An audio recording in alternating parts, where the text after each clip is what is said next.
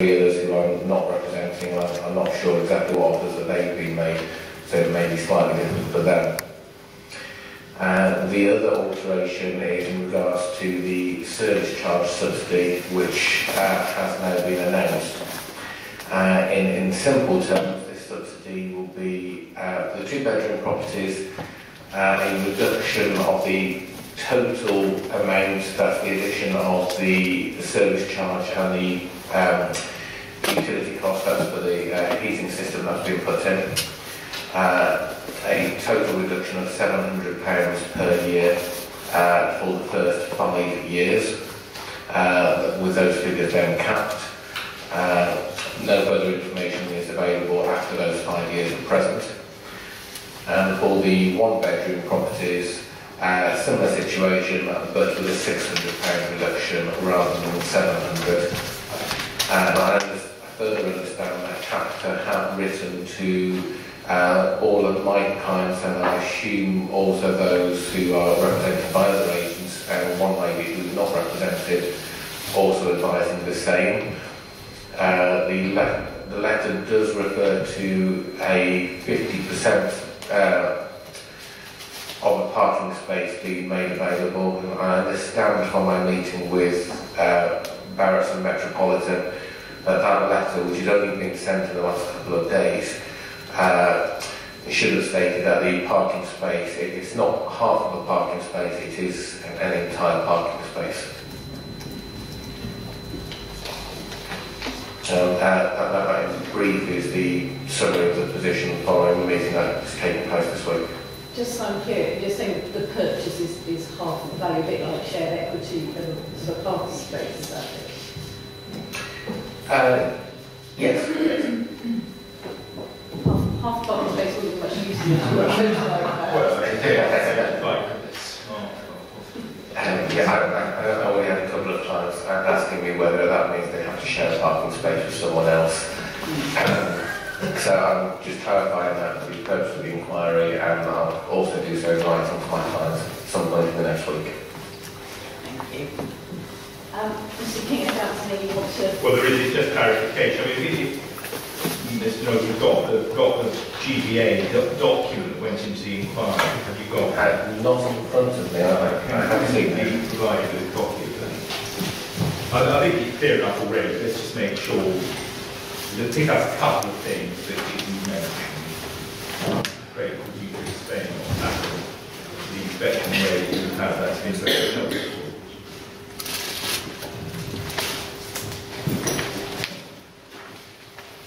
I don't know what the document number is. I apologise. I don't know whether you can give us the document number. It came in on day 4. That's only close to the final thing. I know where it is, because I don't know where else it is.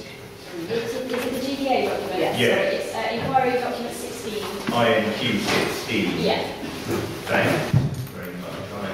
INQ 16. By the straddling that's going on behind me, it doesn't sound as if that's going to help it to be found. I'll lend you mine, perhaps, because both points I think I want to ask you about are on the first page, actually.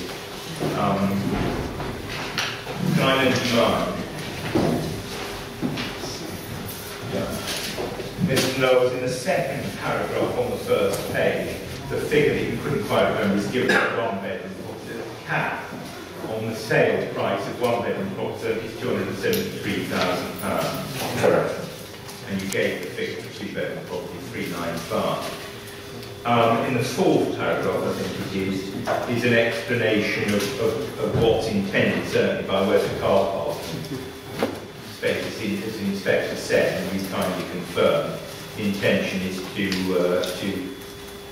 offer a share in the car parking space as for the property itself. In other words, if you want to spend £5,000, you can buy a half share in a parking space with the developer, as it were, just Metropolitan, as with the property itself. Correct. 5,000 for half of the car parking space. It's not half of the space. It's not like you can only live in half the property. You can live in the whole property. You can use the whole of the space. I think either 50% to effectively share a space across the scheme, or 10,000 if an entire a space is allocated to individual. It's not sharing Sharing. across the scheme, it's shared ownership of it because the residual amount remains with the housing association. See, that's exactly it. It's what we better said up when people. Yeah, correct. So you're understanding, yeah. Thank you, Matt, very much. And of course, if you buy a share of a car parking space, you're buying something that you can sell on in due course, on which you can sell a flat. Correct. Yeah. And the service charges, well, that's if you turn over the page, the information about the service charges is in the table on the second page, just for reference. And the figures, the two figures, £700 and £600 subsidy, are shown in that table. They are. All right. That's all. Thank you very much.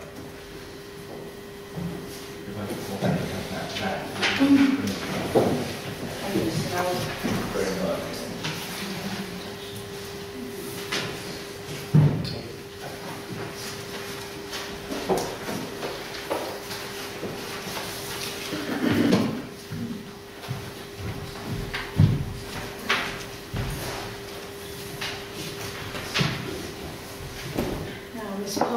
Who do you want to hear us to hear from next? Well, I've got Gazelle and I've got another two sitting up there, so they can. If you'd like to hear them first, okay, that's absolutely fine. Okay. Right, just go.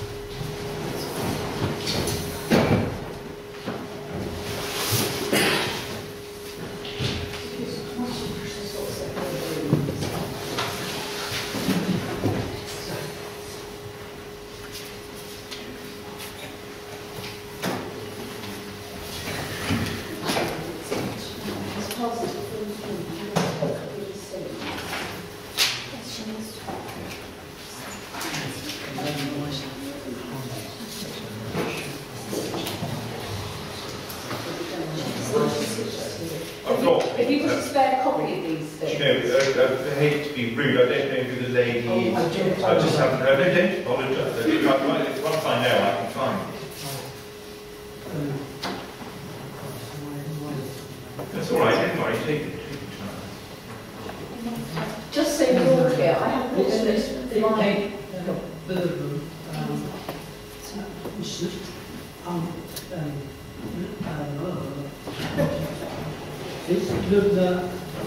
Thank you. I can find it. I know that. Unfortunately, my copy's been picked up by somebody who didn't have it. Yeah. Fantastic, that's really helpful.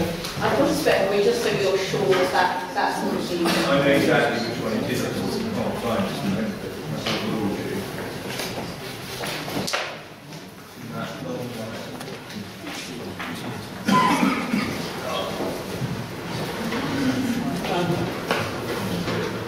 So it's a key find it. It's just that Luna's going to read, but if she has difficulties, then she's asked me to take over reading. Okay. when you're ready.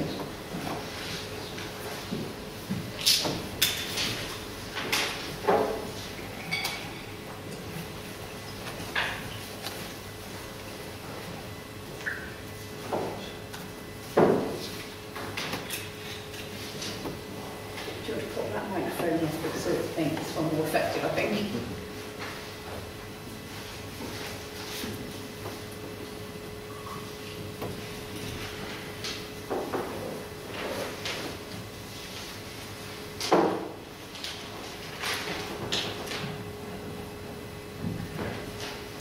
Can I start?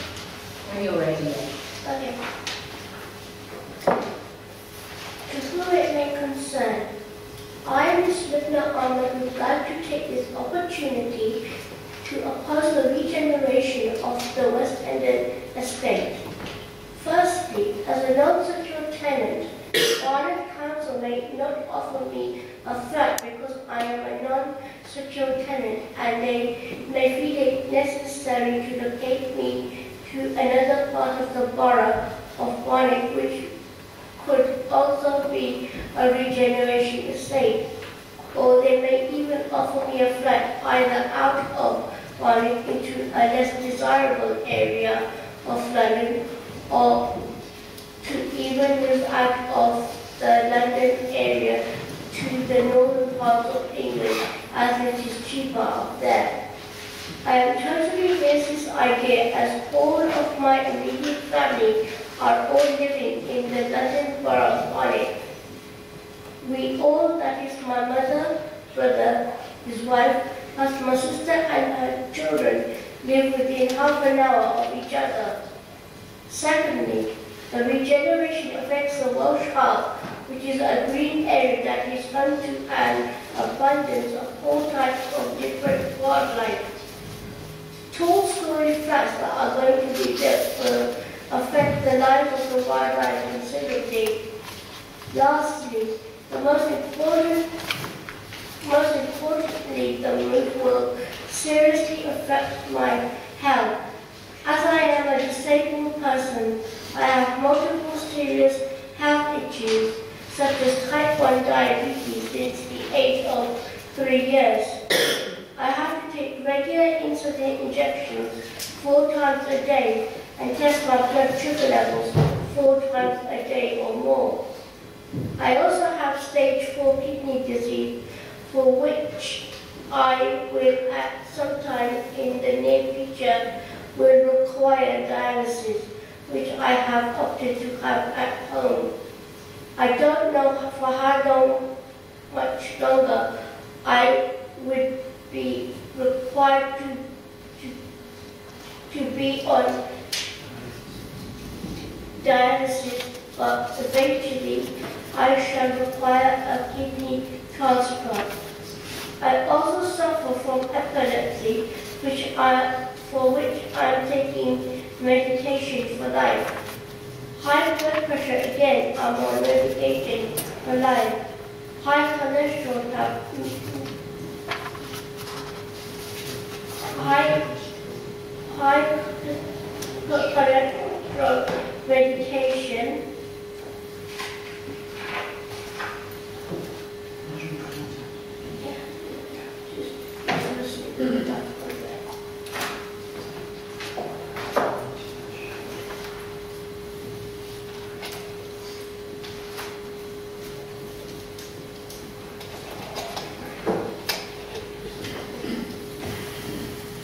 I also have thalassemia trait, asthma, for which I'm taking inhalers lifelong treatment, pulmonary embolism, which is blood clots in the lungs.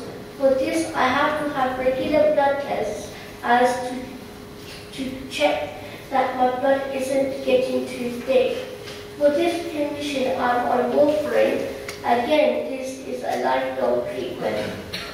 I also suffer from depression and anxiety, for which I'm again on medication. I also suffer from neuropathic pains, which affect the nerves of the body. They become damaged, hence the pain in my back, going down to both legs and feet. This affects my walking, so I require a Zimmer frame to use at home and a rollator for outside. And if my walking and pain is really bad, I have to use a wheelchair. Retinopathy affects both my eyes. I've got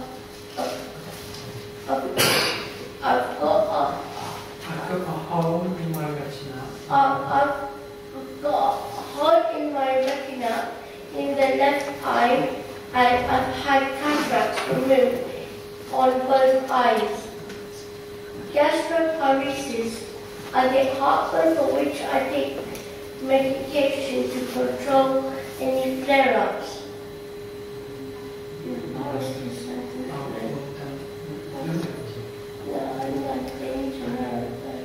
She doesn't understand it.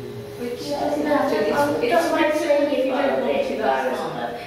can Jackie read it? I mean, Yasmin read that bit. I'm sure. Yeah, that really embarrassed me. It's been very brave for me to read this out for her.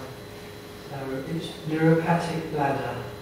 Basically, I'm incontinent, so I have to wear a special pad 24 hours a day, just in case I wet myself.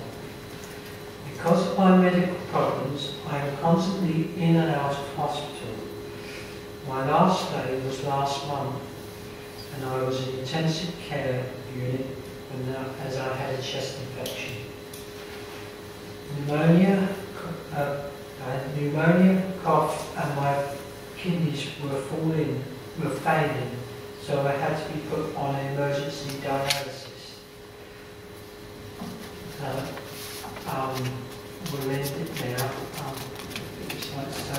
Thank you very much.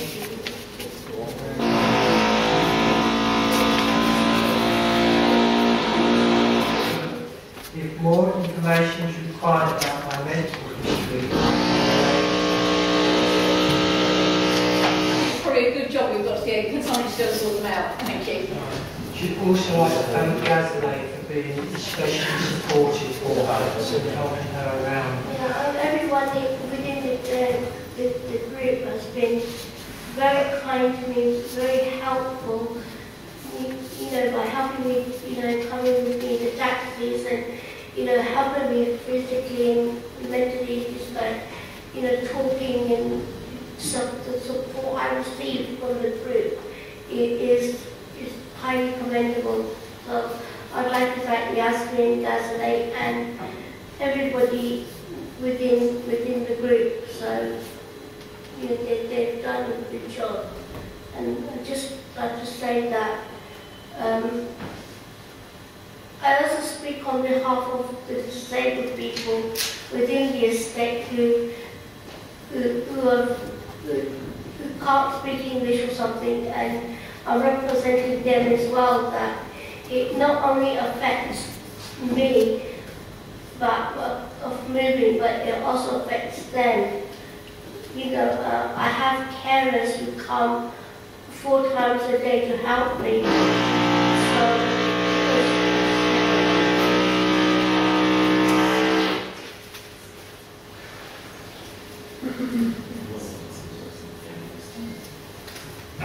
like I said, Can we just take a short break? I don't like to have you have to stop. But we just have 5 minutes. Well, hopefully, the gentleman went to sort them out. So Yeah. just a 5-minute break. Maybe 5-2. If you want to just sit there.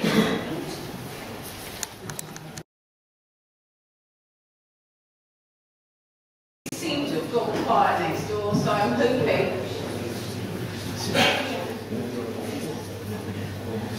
Quick an update. It's not the council, it's Middlesex Uni. Thank you, Mr. So just advising me who it is who's making the noise. Has anybody been able to talk to them? Oh, we're talking now. Okay, well, they've been quiet for a couple of minutes, so we'll press ahead, but if needs be, we will have to adjourn until it's sorted out. Can't not hear witnesses. Are you ready? Sorry. Did you remember fighting the Labour Council there doing this? Good luck.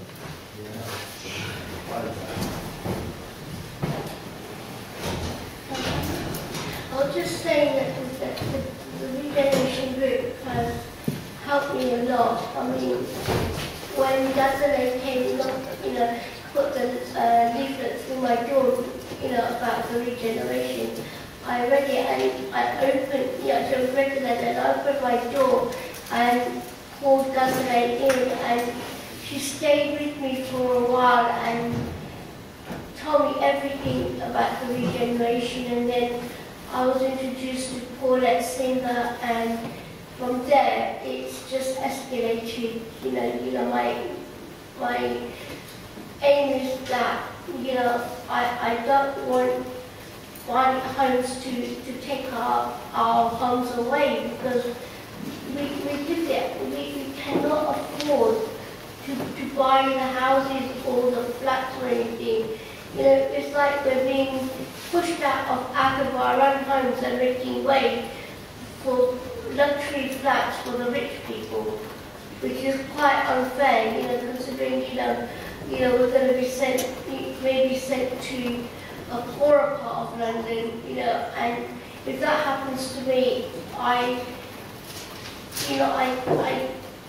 need to be close to my family because of my medical condition, I'm quite unwell, and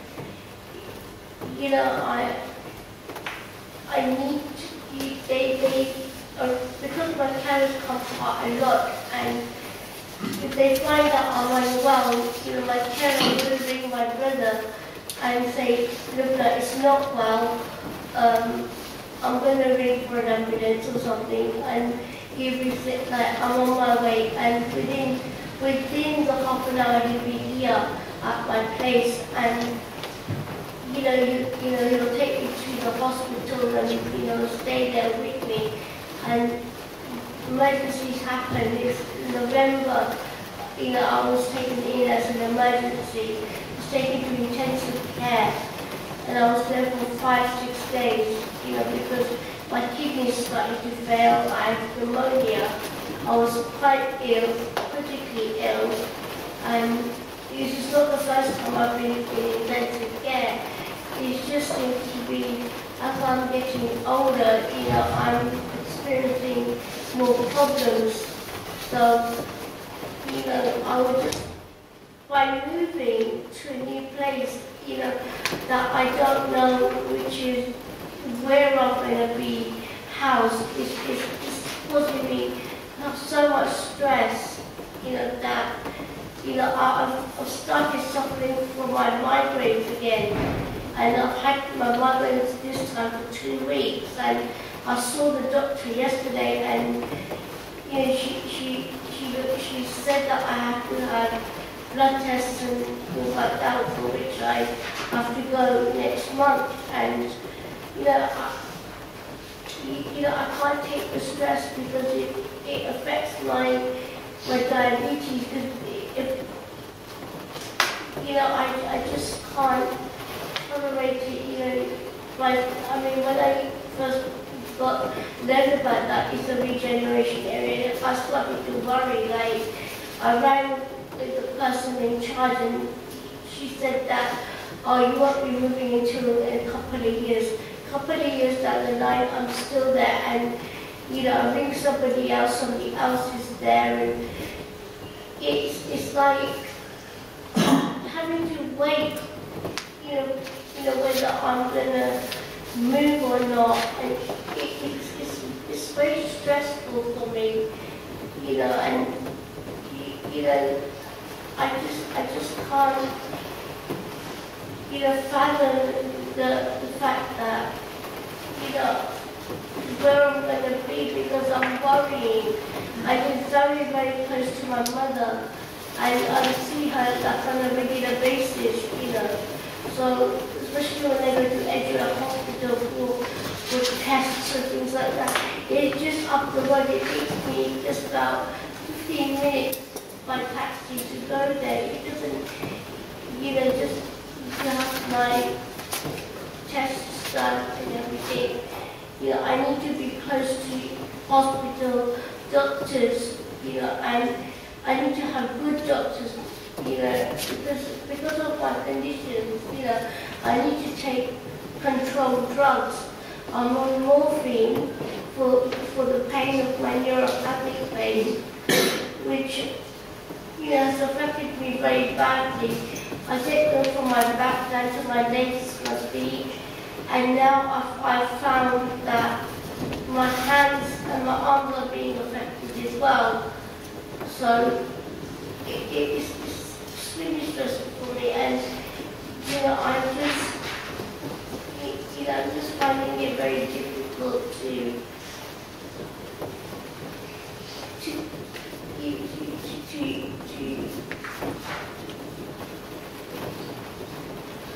It's okay. I understand what your concerns are, and you've made a very good explanation of how you feel, so it's fine.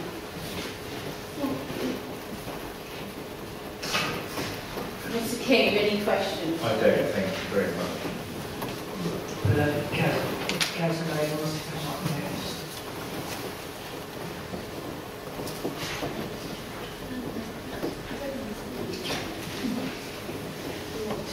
Just have a few moments to move round.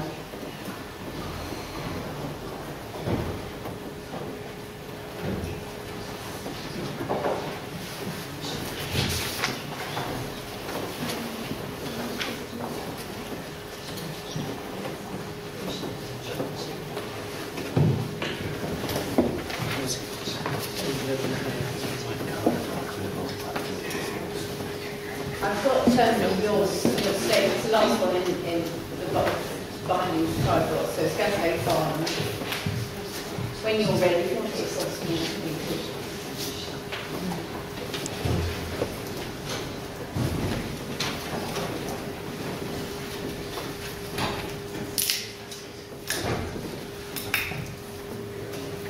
As a regeneration, as the resident of the above-mentioned address, I would like to take this opportunity to object to the CBO for cogent reasons on different grounds contained within this letter.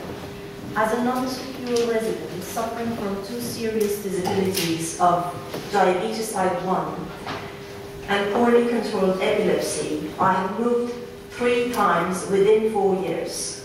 I was totally lost, going from pillar to the post. This has added to my disability, mental anguish. Sorry, can I just check what you're reading?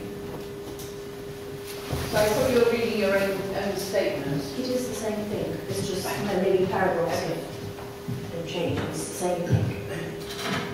It's the same thing, just the paragraphs are okay.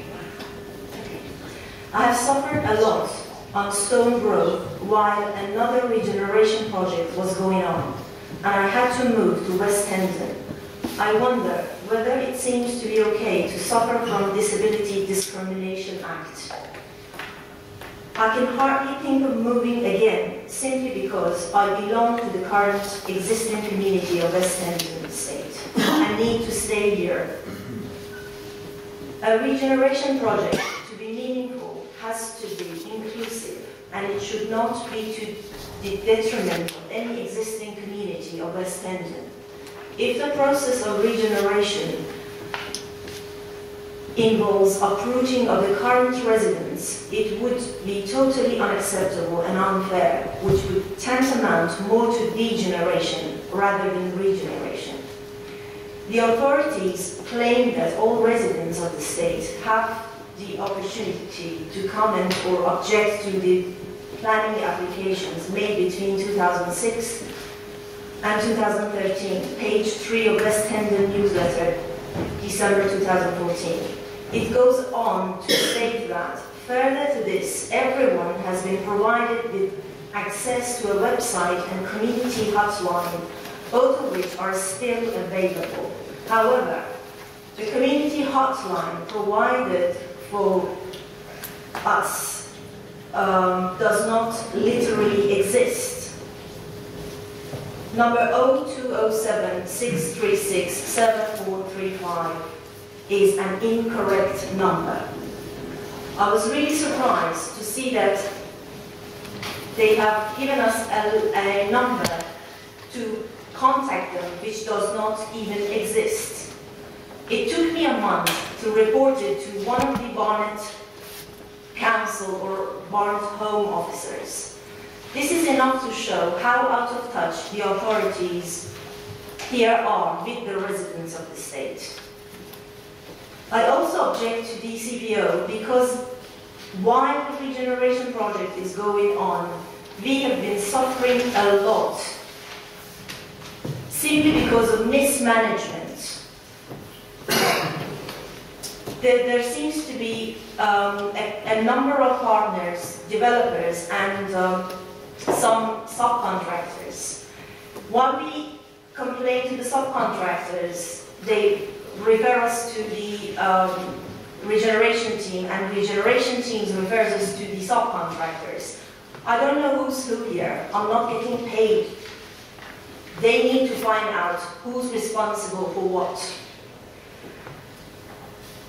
One day, I was just shocked by having a knock at my door, being informed that there would be a power cut of several hours. I keep my insulin in the fridge.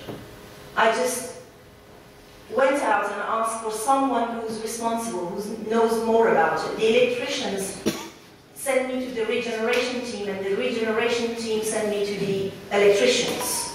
I don't know who's who here. Someone needs to be accountable for what's going on, the process. Or maybe it's the housing team who must not actually, should not place me in a regeneration state. Someone needs to be accountable.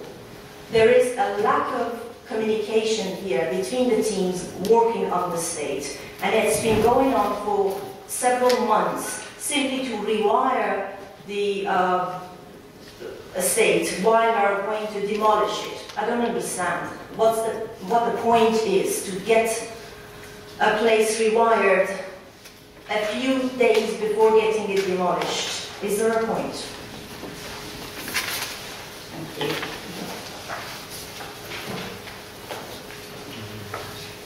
Was just one thing that I wanted to pick up from your statement, previous statement, and that was a question raised about people not having access to what's going on because of language difficulties. Now, we addressed that at the pre-inquiry meeting, and it was quite clear to everybody that should there be an issue about language barriers, that should be resolved.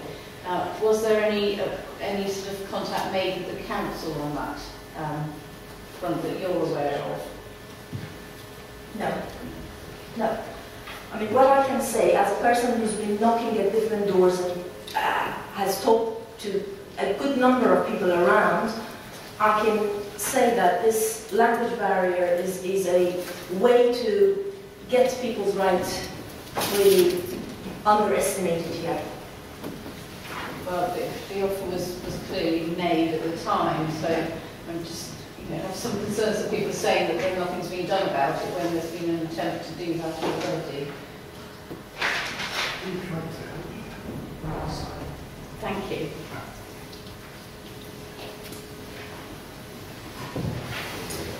Okay, thank you. Ms. Parsons, who else do you have? You're going to read it, are you? Right. Mrs. Parsons is going to read the statement of Peggy Montez, which is a statement we've already had handed in. Oh, sorry. It's in Peggy Montez. Yeah.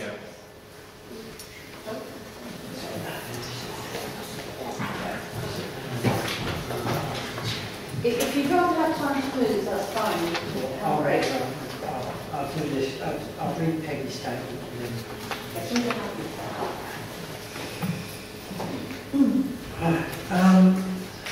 I'm reading the statement from Peggy Montez, who is in Franklin House. She's too ill to come to read her statement today. I am an elderly person. I do not wish to move as this is my home. Compulsory purchase is tough on everybody. It does not help when the council send little information, and what they do send is very confusing. It's also financially expensive. We have enjoyed the park just next door to us, even with my poor mobility. I can always go around the corner to look at nature, enjoy fresh air, and have peace of mind. Children and every member of the community, we all enjoyed such an enormous open green space, and that most estates are not as lucky as we are to have. Now, all I see is that construction is going on in the same place that I used to enjoy and helped to get me outside. It also kept me in touch with other members of my community more easily and far more frequently than I do now since we've lost our green open space. Barracks look like it's interested in people who are young and who are working. The elderly and disabled that we are still able to live normal lives in flats that were provided for the low-income group here in West Hendon. Now it looks like they're dreams of the past. We are all losing our friends and families, as well as those who live in this area, which we would not like to be removed from forcibly. It is painful and scary to have to go at my time of life and settle in another area. Where would you go? Where you've got to look for a new GP, for a new chemist, for shops and hospitals. That would all be strange and new to you. When you have used the same facilities in the same area for more than 10 years, now you've got to go and start life afresh. And that's not easy when you're elderly and disabled. In reality, and in all honesty, why should the poor be disadvantaged because of people who can afford? We are supposed to have equal opportunities, but according to the CPO, public inquiry, it's in favour of those who can afford it, i.e. the rich. What happens to the rank and file, who have been living here all their lives and still want to live here? Okay, and so that's from Peggy, who's too ill to come up today, otherwise she would bring that herself. She's also a metropolitan tenant, and she's a metropolitan housing tenant, and she was also advised by Metropolitan Housing, and she had no need to attend court because it was just a matter of formality, and is also facing eviction for the 31st of March this year.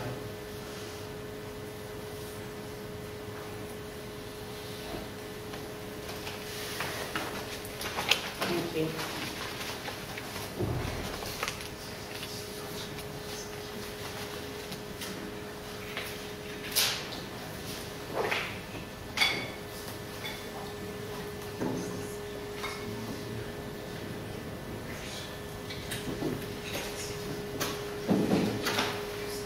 Just so I'm clear, Ms. Parsons, do you have any other witnesses who are going to now want to appear, or have you restated? I can't remember. I've only got each time. If there are any others, I'll just believe that purely just a restate. Thank you. If we just, again, we'll have a 5-minute break so things can just be moved around. And so we'll start back at 11, and then put Ms. Parsons, Mr. Turner.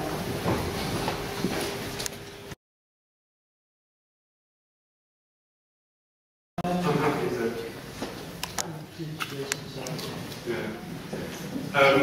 My name is George Turner. I'm actually a resident of Lambeth, as it says in my witness statement. I've been here to talk about the issue of the economic viability and whether or not it should be disclosed.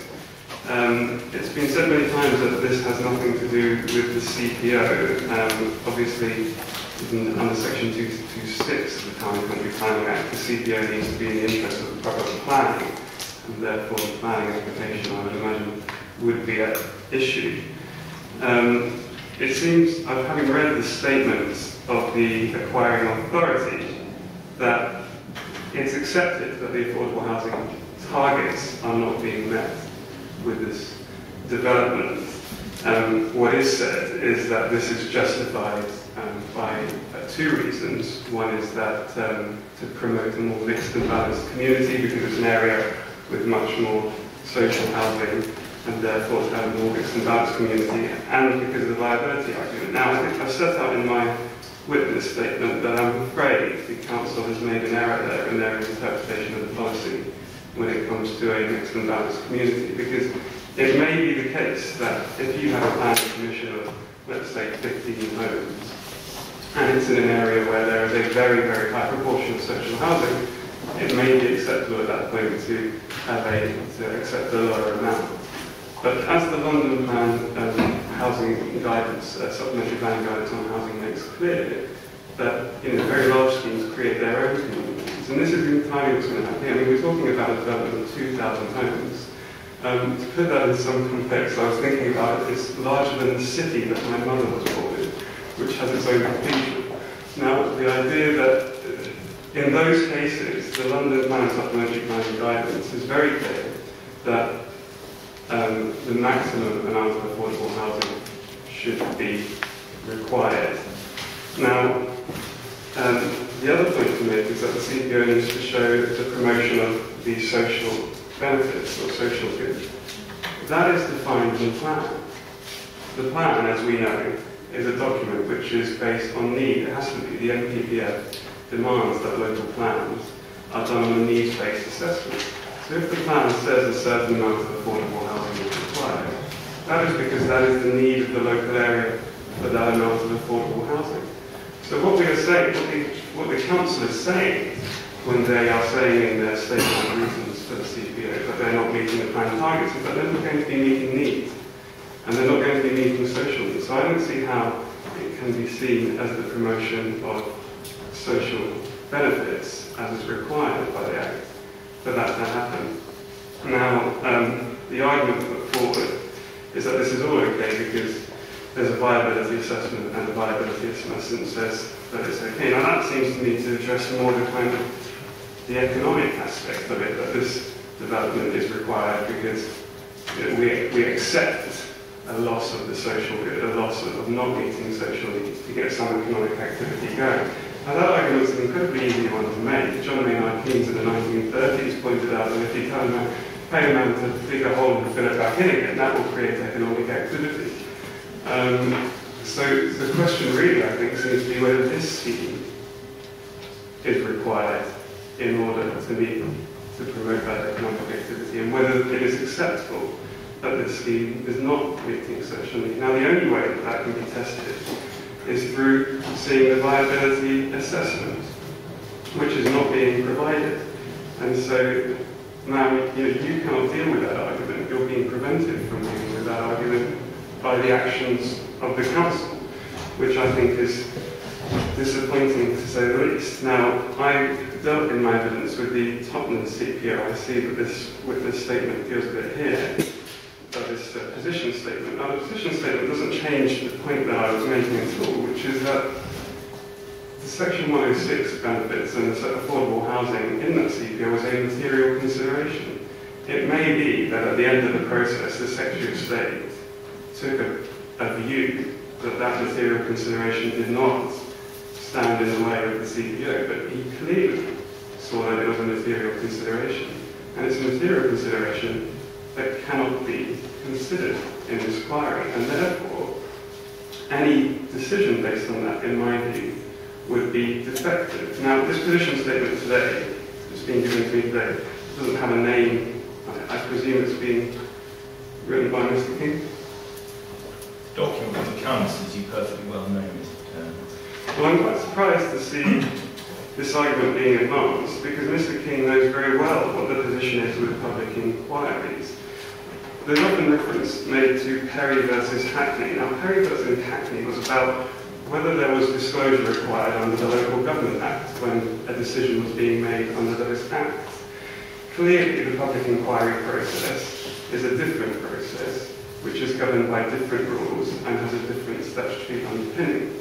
Mr. King is very aware of this because some time ago Mr. King acted for English heritage in the Doon Street inquiry. Doon Street is a tower in SE1 on the south bank and is still yet to be built.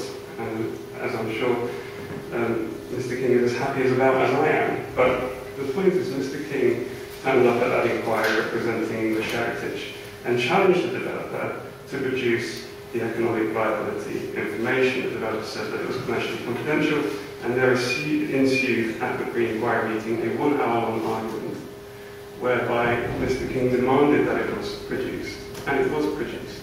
And it was produced because the rules of public inquiry, as we know, are that everything should be in the public domain. And it is routine at public inquiries that I have been involved with that it is produced. It was produced at Doon Street, it was produced at 8 Outlet Embankment, it was produced at the Hyden site. I mean, these are ones that are familiar to me because they are around the area that I know of being involved in. But it is regularly produced at public inquiries. So this argument that this is somehow some confidential document that is never produced, I think is a weak one. The only time I've been involved in a public inquiry where it wasn't produced was at Shell. And that ended up in the High Court last month, and we were awaiting a decision. And I just simply say in passing that, Justice Collins did say that if no information was provided, what the situation is, just so that the tribunal is aware, the situation was that because of my insistence that some viability information be produced, the inspector in that case said that some was necessary, and they produced some information which they said was confidential. It involved sales values, it involved construction cost inflation, profit levels, those sorts of things. Now, Mr. Justice Collins said that if no information had been produced, which I gather is the situation here, then the council, or the Secretary of State in that case, wouldn't have had a leg to stand on. Because he wouldn't have made a decision without looking at the appropriate evidence. And finally, the thing I would say is that in this case, it's even more important because of the breach of human rights. It is accepted that a CPO is a breach of someone's human rights. That's fine, and we have a process in this country under the laws that govern us where you can breach someone's human rights, you can imprison somebody, you can take away their liberty if there is a due process. And that's a very important right, that there is a fair trial. And people in West London are not receiving a fair trial because they don't have access to the evidence which is being put against them. They are objecting to this, they're objecting to the CPO, and they are told that there is evidence which they are not allowed to see, because they do not have access, which means that their objections are invalid. And that's simply not a situation which is either desirable or permissible. And so that's what I've come to say. I mean, I must say, I don't want to sound in any way aggressive. I'm coming here to save everyone some time, I hope, and much trouble by continuing with a process which seems to me to be ending in a way which is unsatisfactory. Now, of course, it is also open to the Secretary of State to say that having not seen the evidence, he cannot confirm the order. And that may be a course to take, but that's not one that the Council, I'm sure, will find very desirable.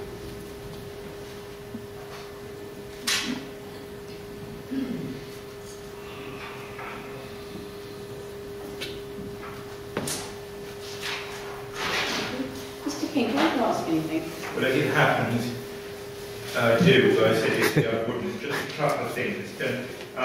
The first is just to correct you, if I may, on something. Did you not appreciate when you said that under Section 226, the CPO needs to be in the interest of proper planning of the area? That's Section 226(1)(b), isn't it? Yes, I think so. I don't have it in front of me. All right, well, you can borrow this if you like, but this is an order under Section 226(1)(a), which authorises an authority to acquire compulsory land if the authority thinks that the acquisition will facilitate the carrying out of development, redevelopment or improvement. Do you want to look at this? You're welcome to borrow it if you want to, but that is the position. Do you want to borrow it? Sure. Sorry, it's I'm afraid there's too much stuff in volume 2 to be able to shut it. It's a bigger? It's a section 2261A, not a section 2261B order. My question is, did you not appreciate that?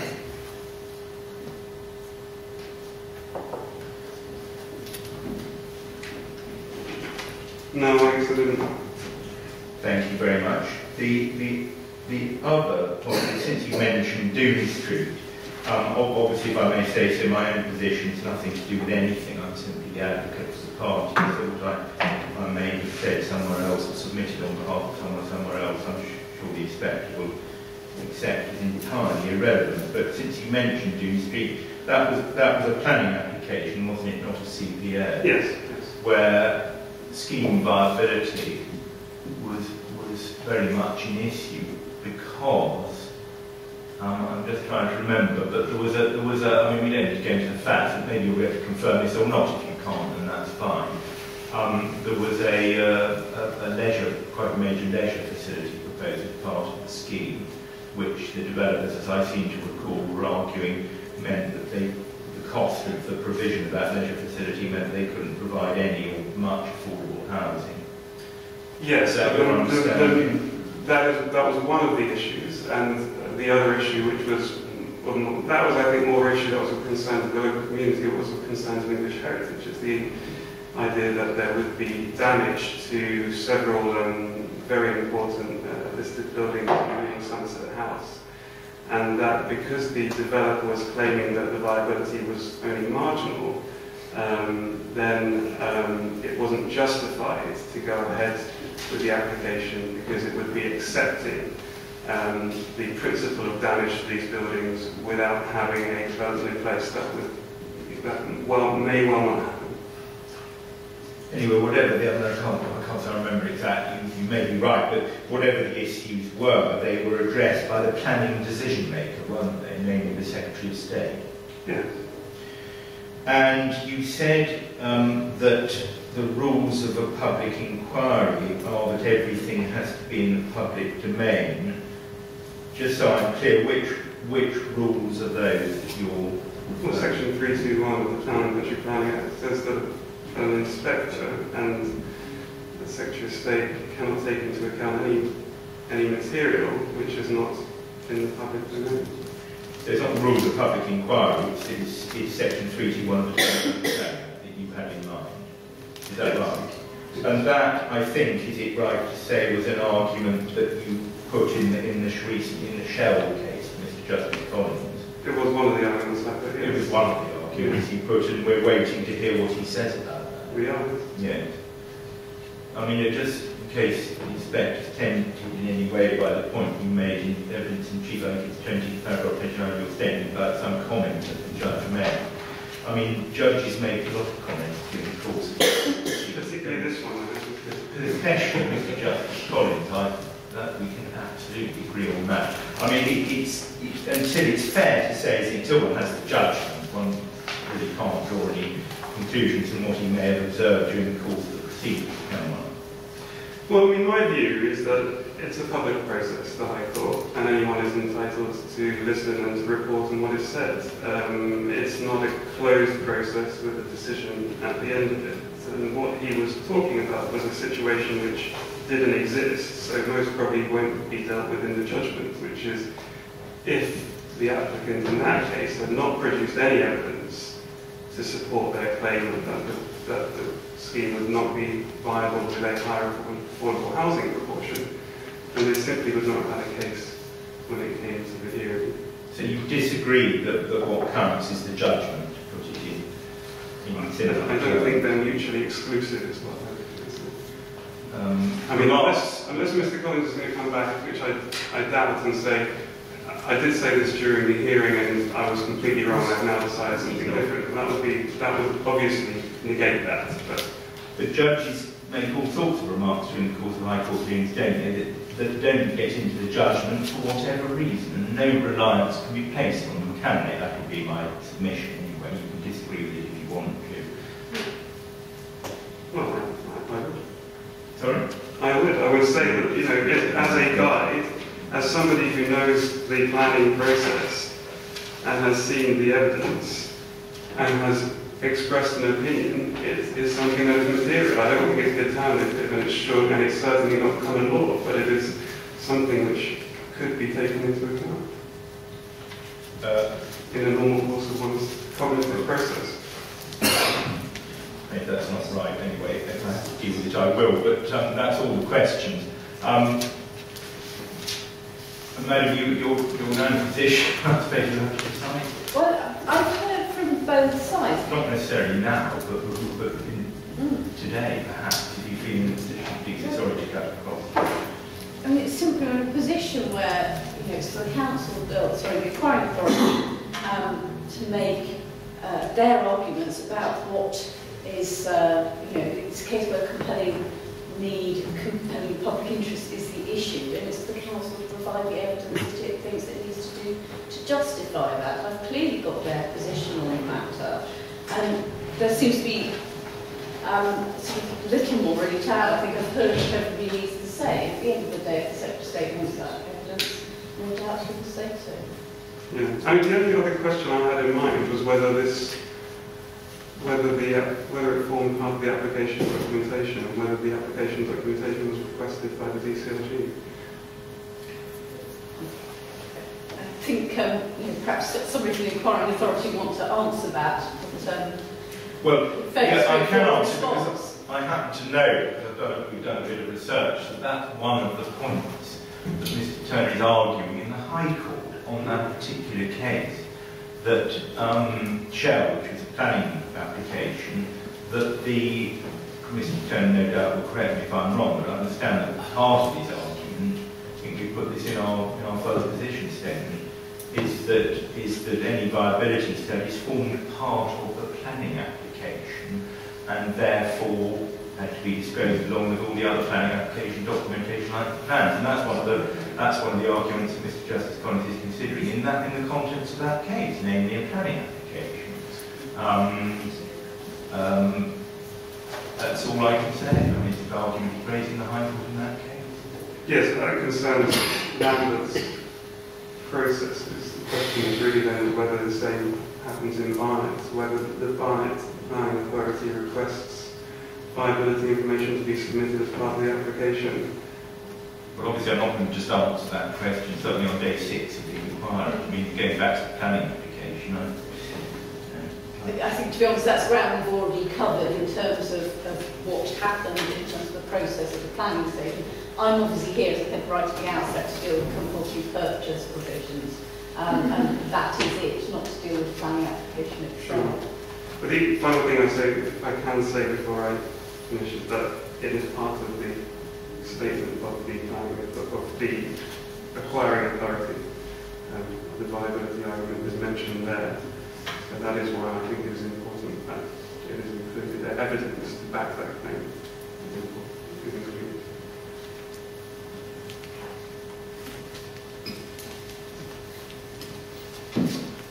I can think about what you're saying. You obviously want to have an answer on that one way or another that's definitive, and I will do that. I want to move on. You're ready to come give your evidence. Or do you want a short break first? What for the viability? Make your own. Your evidence. Is there someone else who can? Yeah, I can speak something else. I can do So, home. Yeah. so you've got evidence you need to go and collect. Yes, but I can do. My brain's going. I can give gentlemen during lunchtime that one. well, it's 11:20. Do you not want to wait for 11:11 until after lunch? Well, I think it's sensible to do that after lunch. I just wonder if there's anything you can do first. Yeah, I can do. We've got Councillor Houston at 12 as well, so you can't take early lunch. He's got to be. I've got the other lady who was supposed to be coming. I can do her statement. I just got to find her book. If we could do this lady, then perhaps Mr. Montford, and by the time that's done, Councillor Houston will be here at 12 o'clock. And then we'll probably be approaching lunchtime then anyway, by the time Councillor Houston's finished. So whose evidence is it we've got to hear from? So Councillor. Would you like to see if Councillor Houston has arrived already? Well, it would be helpful if you're happy to leave and go and do that. That's fine. Oh yes, and that's the alternative.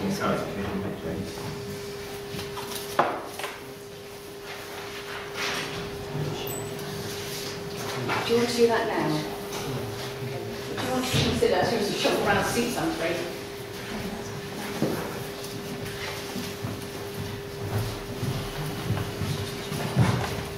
What's that?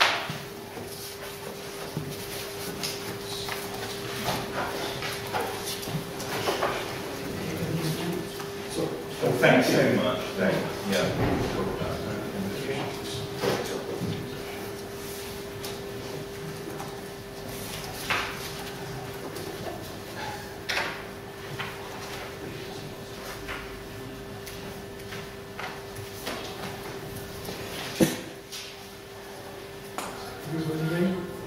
Yes, we're going to hear which one. To the very top, to Bear Sharp. I know. Yeah, carry on. Yep, I've reassembled my tank. Do carry on. I know which one. Are you ready? I'm ready. I'm fine, yes.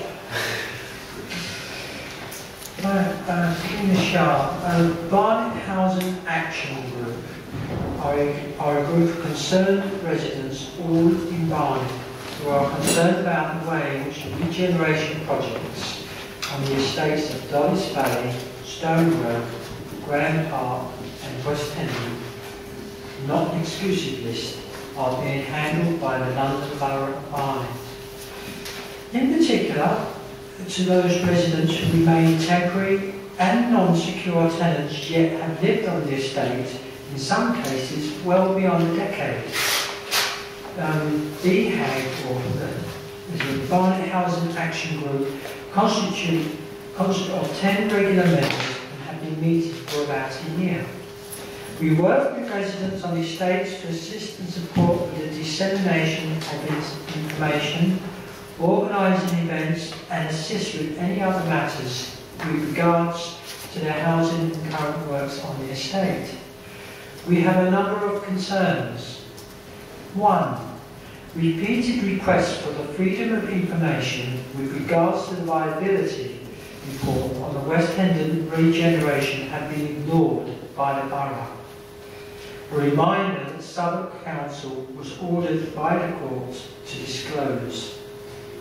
Projected figures for sales to private individuals and providers for social housing have to be disclosed. The rest of the information has to be disclosed. We suggest that because of the time constraints that the CPO should not be confirmed until such time that an application to the Information Commissioner for non-disclosure of the viability report be made. We would like to request that the report is disclosed under instruction from the inspector and that the inquiry be suspended for the time for it to be considered. The viability with regards to the public housing element be made public to all members of the borough, especially for those currently residing on the West Hendon estate. 2. No documentation with regards to the sale of public land or the giving of public land has been seen by the residents or concerned members of the Borough of Barnet. Freedom of information with regards to this has also been ignored. We suggest and we request, again, because of the time constraints, that an application to the Information Commissioner should be considered and the CPO be suspended until such time as this evidence is made available to be considered by the inquiry. 3. We would like to suggest that the insufficient amount of social housing are due to be built on the estate and that it would be reasonable to see the external reports the Council had commissioned to examine the viability of progressive scheme with different percentages of social housing and affordable housing. For example, was a team of experts employed to actually go through the developer's plans or surveyor's recommendations with regards to the Section 106 management? We would like to suggest that the information regarding what was considered by the planning team should be disclosed and considered as evidence for the purpose of this inquiry. 4. We would like to suggest that the Borough had used Section 106 of the Town and Country Planning Act 1990.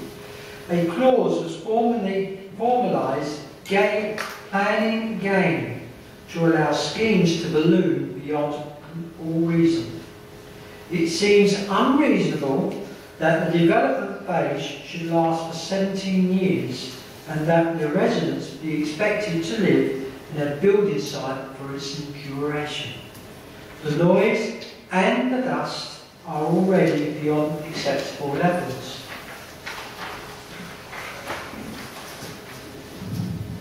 Were alternative timescales considered as part of this viability? 5. That residents are repeatedly told to accept the first property that they are given to view, and under bullying circumstances when they have the right to view and decline if they so wish. 6. We recommend and endorse the statement of case made by Sawyer Fieldings on behalf of the West Hendon residents. We commend and support all efforts from all residents and helpers on the West Hendon estate for their efforts with regards to the CPO.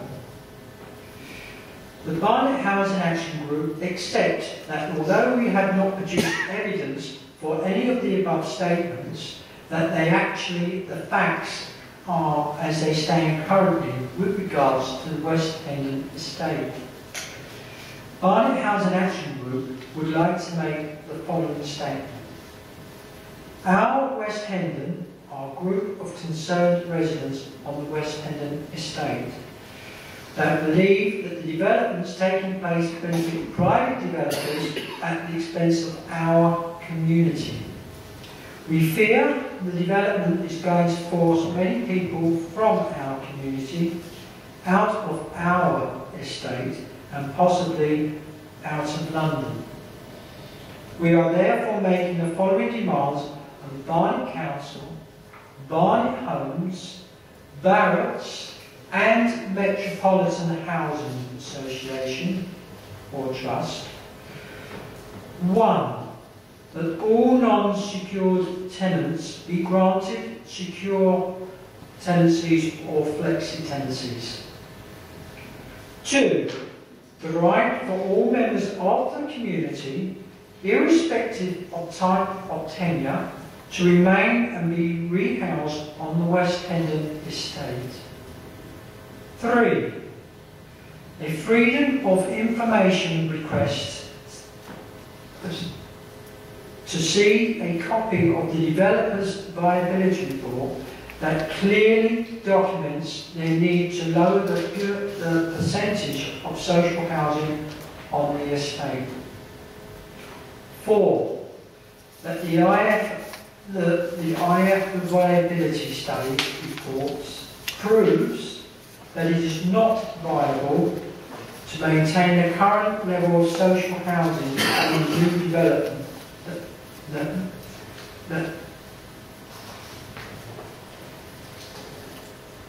To maintain the current level of social housing on the new development, that any members of the community that must leave the estate be housed as close as possible to their support networks in West Hendon and to give secure tenancies.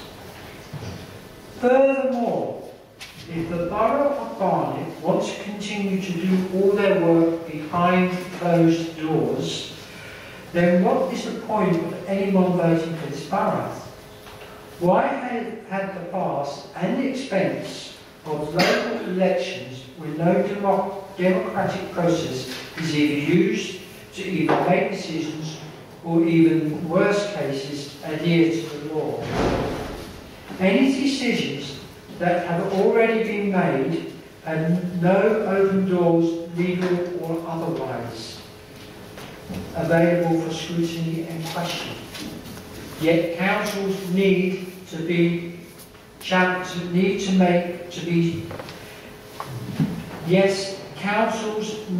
to be challenged and forced into the democratic process. But the onus is on those in power to make process transparent and made readily available for those that are the most vulnerable in the community. This principle no longer exists in this borough. Shot. Thank you. I'm not a witness and ask any questions. I don't assume Mr. King any response to questions. Thank you. Anybody else who's got statements to read before? Brad Pitt?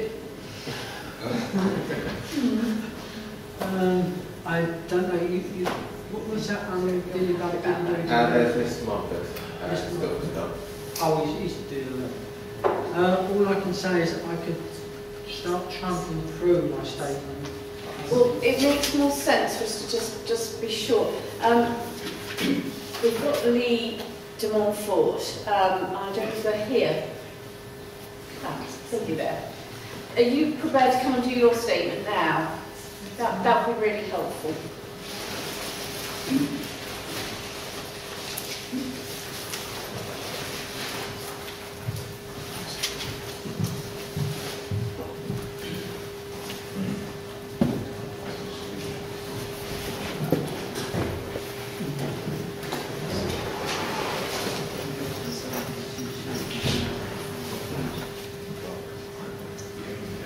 That's the document that's handed around this morning, is in corridor document 35.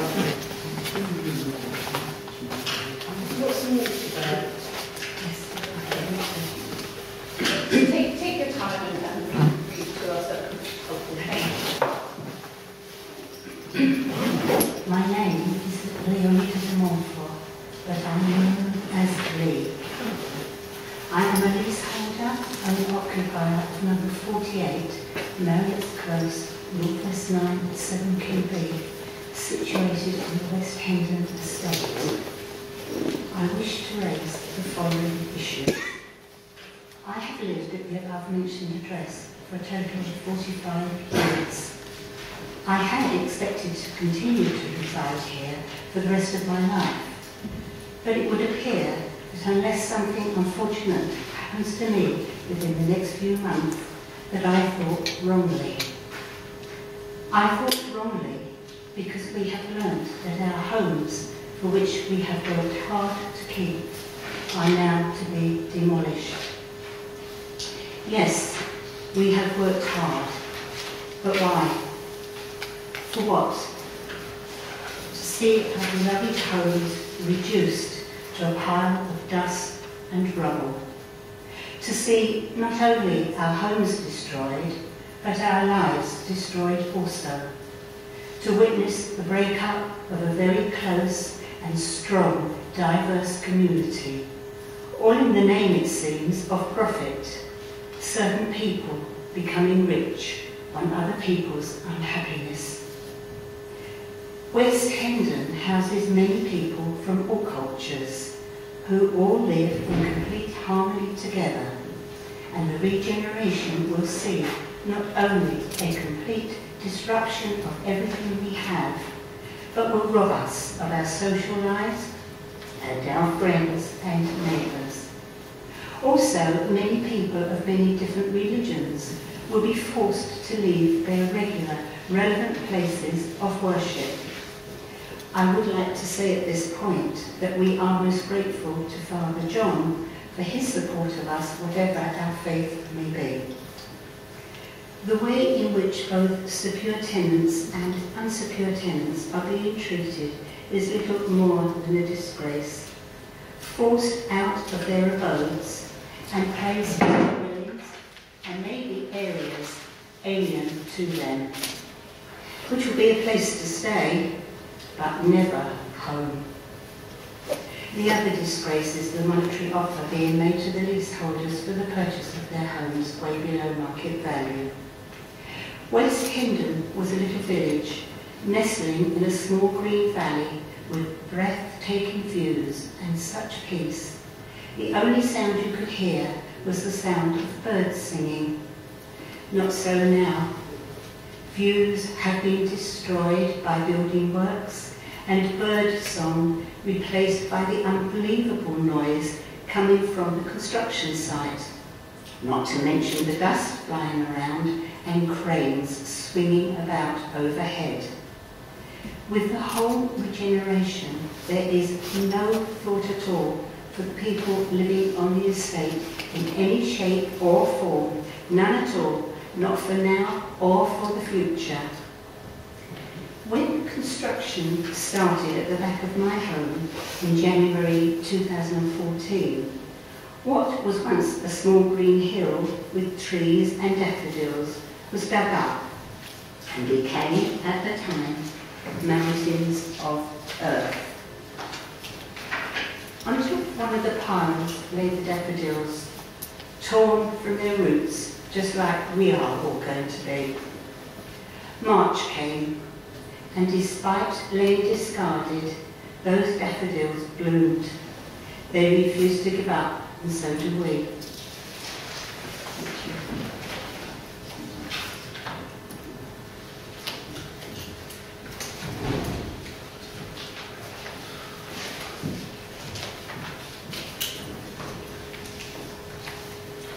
Don't think we've got anybody else now who said they specifically want to speak until we have Councillor Houston, who I understand isn't in the building at the moment.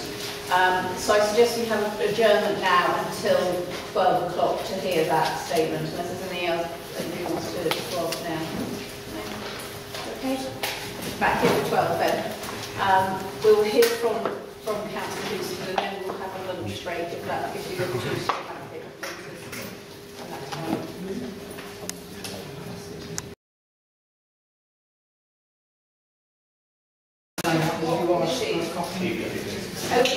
Just a copy. That's okay. It's just a copy of exactly the same. Fine, same or it is.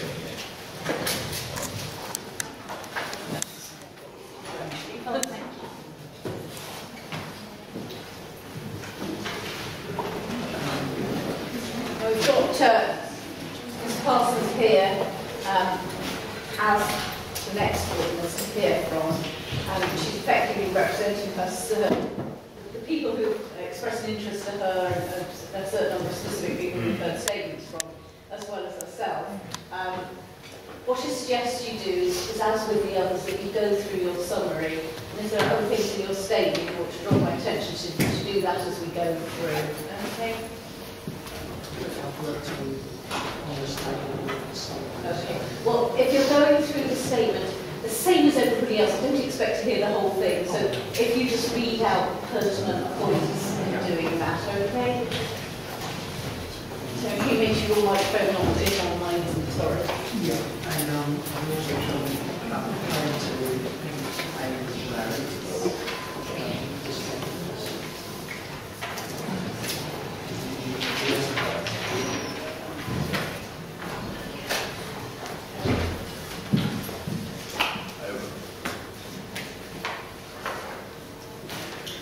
make sure you've got your water, you've got yourself sorted out. So you're ready. In your time, if you want to make sure, if there are particular documents or sections that you want to refer to, if you can tell us in advance so that we can find them out, that would be helpful. I had a question, obviously, We can't hear a word. I made a quick for the RRG 2005 documentation. One of the little word, I'll be referring to that basis, but it hasn't actually. Is that a core document though? That's what I already gone in for a court document, but I know that some of the stuff which I think I've lost, so it's obviously not the Is it somewhere in here?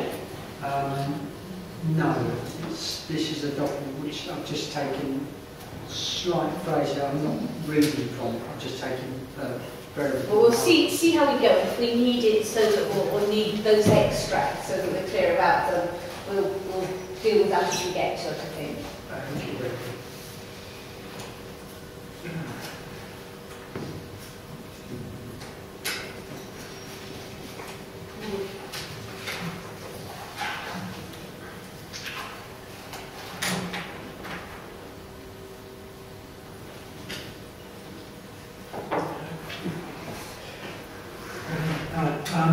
If my language seems out of proportion, I apologise beforehand. I talk like this for so many years, it's a bit difficult just to turn it on and off whenever I am.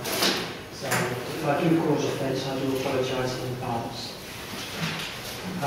Also, another quick statement. I just had a letter from the Barnet Council who wrote to me at my address saying they don't know who I am or where I live. And they're going to take me off the electoral register tomorrow. So, just want to mention that for you. Right, I am the agent in Parsons, 62 Marsh Drive, West Hendon Estate, London, NW9. I write this statement on behalf of myself and the residents of West Hendon. That's page 119. 1.1, I'll go through the page. The first initial scheme, as far as I'm aware, was conceived in 1995 and the council had earmarked the area for regeneration. So the concept of regeneration was nothing. The only issue the council had was the community constantly rejected every scheme that was previously presented. The regeneration scheme was finally accepted in 2002 after much heavy opposition. We opposed it because it was deeply flawed, because it was clearly and repeatedly stipulated that the regeneration was for the residents' community. Councillor Brian Salinger also clearly stated that the new West Hendon estate would boast all new weather pitch. Councillor Brian Salinger also clearly stated, which also had some direct influence, that all homeowners that wanted to sell up and leave would be able to. Councillor Brian Salinger also promised that the council tenants would also be able to move or transfer if they chose to do so at any time during the regeneration project. Councillor Brian Salinger also made several sudden appearances, constantly singing the praises of how wonderful his latest scheme was. We previously had no contact with this councillor since his last appearance in the 90s when the leaseholders had been forced to pay for major works which we now know we should not have paid for and was already covered by insurance and service charges. Councillor Brian Salinger previously replied to leaseholders' request to cover the £10,000 plus bills that were handed out at that time with no help was, and I quote, "You can sell your properties to pay your bills," unquote. As I'm sure that Councillor Agnes will be able to verify, she was also at the meeting at the time, trying to get the bills waived. At several of the meetings, Councillor Brian Salinger gradually agreed to the promises that had become known as the pledge that was pushed by the residents and not presented by the council as it was the only way Councillor Brian Salinger and Tony Schultz, the Chief Executive of the Metropolitan Housing Trust, could finally get semblance of cooperation from the residents. Councillor Brian Salinger soon turned to become the absent councillor once he had sold the concept of the regeneration programme and the votes counted. He never returned to our estate. Councillor Salinger then washed his hands of West Hendon and our residents. 2.2. The vote was rushed and did not allow any time for residents to hold any further meetings to discuss the pledge or go into more details on why there could be no more upgrading of the estate. There is very little notice that was poorly advertised with the real details. Luckily for the residents, they were still able to ensure all that had been argued at the open meetings were enshrined in print to the explicit promise that both Councillor Brian Salinger and Tony Schultz, Chief Executive of the Metropolitan Housing Trust, that all had been agreed would be included within the pledge, and it would be legally binding document and would be binding throughout the entire regeneration project. Right, you've got the other thing on the pledge, that's in tab 2. I will then go on to page 3.3. In 2002, Metropolitan Housing Trust were the partner chosen for the £275 million regeneration project by Barnet Council's Cabinet after accepting Brian Salinger's recommendation. There are many claims on Metropolitan's behalf, including, crucially, that they were and still maintain that they are a registered not-for-profit housing charity organisation. And now we still see Metropolitan Housing Trust blatantly withholding assured tenancies to their tenants, and they are entitled to them in order to expel them from our estate in order to ensure that Barnet maximises their profit margin. Councillor Brian Salinger also made excuses about a high rate of crime that did not exist and would drop, that the rat runs would also have disappeared. There weren't any, they had already been taken out previously with negotiation between residents and the local council. Much of Councillor Brian Salinger was claiming would happen with the regeneration project had already been accomplished with the local council officers and residents. Members of the York Park Leaseholders Association, I know because I was one of the members who used to meet with the council officers regularly on a monthly basis, in fact to make for maintenance and repairs and improvements that were on the increase, a bit slowly, but they was going. Original partners that were chosen from only 3 developers that were presented to the local populace. We chose another consortium that offered to only partially regenerate and partially upgrade the estate, which at that stage in the process the council had accepted as a reasonable alternative.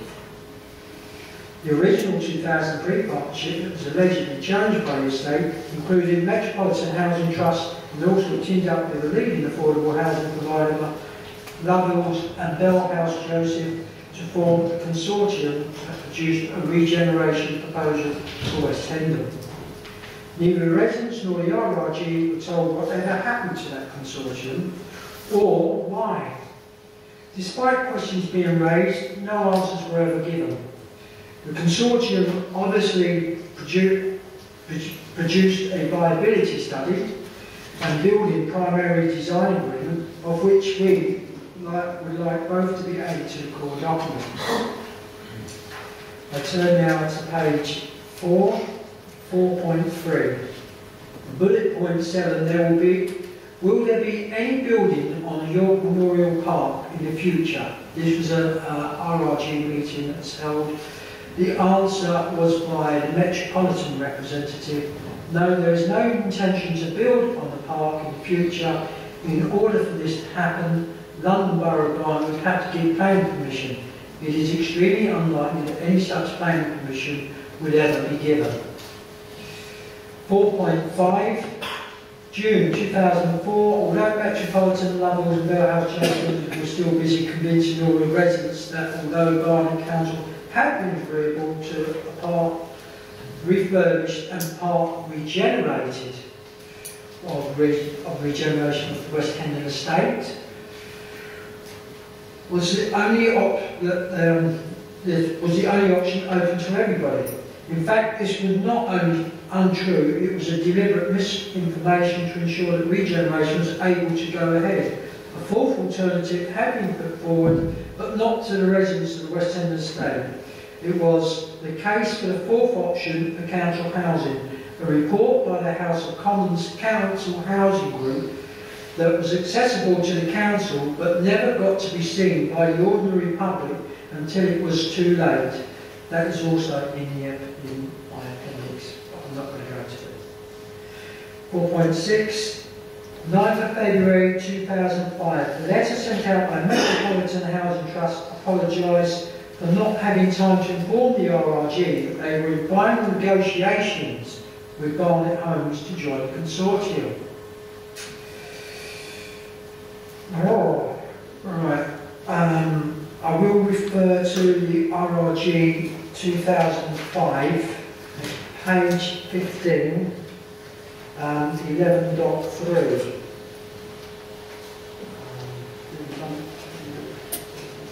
That's the document we don't have. Yeah, I do apologise for that. If you read it out to us, and then I'm sure Mr. King will tell me if there's any concerns about it. Right. The 11 dot, Page. sorry, it's page 15. 11.3, second paragraph down. In July 2002, following a detailed procurement process, the Council selected Metropolitan West Hendon, MWH, as regeneration and development partner for the West Hendon Regeneration Scheme. Metropolitan West Hendon comprised of Metropolitan Housing Trust, MHT, Bellhouse Joseph, BJ and Lovell Partnership. In May 2003, it was reported to Cabinet that Lovell Partnerships had withdrawn from the consortium. In May 2005, it was accepted by members that Barrett's Homes Limited, BHL, was to be a member of the West Hendon Regeneration Consortium. So although we were still being told at meetings that Bellhouse Joseph and Lovells was still partner in Metropolitan Housing, they had actually withdrawn in May 2003, and we did not find out until late in 2005. And I will refer back to the my statement, page 5.2. Okay? You's okay? Yeah, thank you. Thank you. The communications between Metropolitan Housing Trust, the Barnet Council and the RRG were never totally open and honest. 5.3. Many decisions were taken by the partners RRG residents which were not classified as partners at these closed meetings between Metropolitan Housing Trust, Barrett's and Barnet Homes, which included the final discussions and agreements on the PDA. This lack of communication and promised consultation issue was again raised by the RRG, and yet again the RRG was assured that this would change as we progressed into 2007. 2007 October, Metropolitan Housing Trust informed the RRG that during the previous 3 months, without the RRG being aware, those renegotiations had taken place, but the changed PDA and that they would do a full consultation exercise with all the residents in January or February 2008. Yet another year of hidden meetings, information and deliberate communication blackouts. That's also in the appendix. Last one, at 7th of January 2008, phasing consultation presentation to the RRG had changed into information statements. That is to say that it was now being presented was not an open to negotiation but had already been agreed without the residents' knowledge. This meant no consultation had taken place. Furthermore, certain criteria had been slipped in without anyone's prior knowledge to discuss and went unnoticed for quite a while as other issues suddenly took centre stage. I turn to page 6, 5.7. Yet again we were lied to. Each following phase has already been designed as Class B units. We're now forcing residents to tie themselves to 25-year deals with E.ON. I go to 5.8. The council tenants were still being kept in temporary council accommodation was also causing serious concern, as this had been raised on previous occasions but was now a major factor, as we had over 130 such tenants, slowly replacing secure tenancies. It wasn't the fact that Metropolitan Housing Trust and Barnet had already stated in writing that all 548 social homes would be secured for other social tenants, like for like. It was also the fact that many of these tenants had been with us for a number of years, and it was plain that they would be with us for many more years to come. and all the residents wanted was a permanent solution that was acceptable for all concerned, which wasn't much to ask for. In 2009, Mike Freer, head of Barnet Council, promised that the council would make 115 temporary tenancies into secure tenancies. That letter is in there, I won't go into that. Page 7, 6.6. 2012 brought in a new order for the Partnership Board. The PB talks with Barnet Council's ultimate aim of transferring the RRG into the Partnership Board. This eventually took over 2 years to complete, as there was much that we were against. Unlike the other regeneration estates, we refused to allow control of our committee to fall into the hands of the council, as this would have been a conflict of interests. I won't refer to that because Father John had done a lot of that yesterday. I go down to the bottom, 7.2. The most recent complaint by all the council tenants in temporary council accommodation, as classified by Barnet Council, is the fact that many have been here for many years and have had no reassurance, reassessments done in their initial arrival. That is to say that since they've arrived, there's been no one coming from Barnet Homes or previously Barnet Council to assess them. They've just been put in these properties and just left. Many have since integrated into our community with page 8, 7.3, with the community with everyone under the illusion that many had already been changed into secure tenancies, only to be suddenly to be rudely awakened from the uncaring reality of the previous and present Barnet Council's actual housing policy. Franklin House seems to have been turned into a holding building with many vulnerable people deliberately being placed there with the specific intention of relocating them as far from the London Borough of Barnet as possible. This would have happened quite easily had it not been for the fact that the new tenants filled the void that the previous secure tenants were leaving behind and continue to keep our community spirit alive. Even worse is the bullying and threatening behaviour being dished out to some of the secure council tenants, the unsecured council tenants and the metropolitan tenants. Secure council tenants are being coerced and skirted into taking unacceptable properties currently being built on the Metropolitan Council Trust traffic island, what used to be Perryfield Way car park. They have the right to turn down the property if they do not feel it meets their personal requirements. The tenant has the right to choose where they wish to move to on the estate as per the pledge. Still, officers representing both Metropolitan Housing Trust and Barnet Homes have and still trying various tactics, including telling the councils that they can, council tenants, that they can discharge them from their duty of care if they do not take up the property that is being forced upon them. This is very stressful for the tenants, and these are just the tenants that I am aware of, or our social network is aware of. Properties are not as per agreement in various aspects. I refer to the pledge and core documents. Many of the council tenants that have been placed in what has been classified as temporary council accommodation were informed by council officers that they would only be staying for a short period. 2 to 3 years was the usual timescale that we was told. They would then be moved to another secure tenancy elsewhere.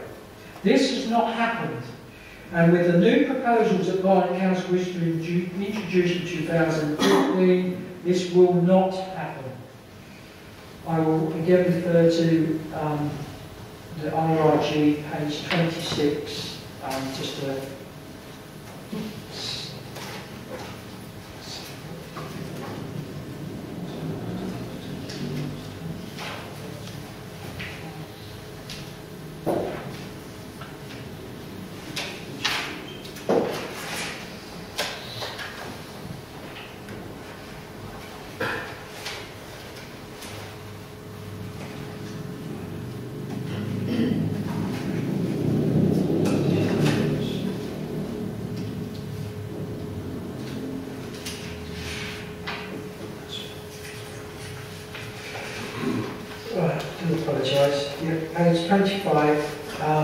there's three in all. It's tenants and residents' rights in the RRG 2005. 14.1. Existing tenants will, if they opt to become MHT tenants, be offered a form of tenancy agreement with pre-approved elements. The pre-approved elements effectively mirror with the council tenants, but have not enjoyed automatically by tenants or registered social landlords. Existing tenants also have the right to elect to remain council tenants even though they occupy a new home. 14.3. Existing tenants will retain contractual right to buy. It should be noted in the law on the RTV changes, then Metropolitan Housing has the option of whether this local right to buy scheme will incorporate any changes. Remember, this is 2005.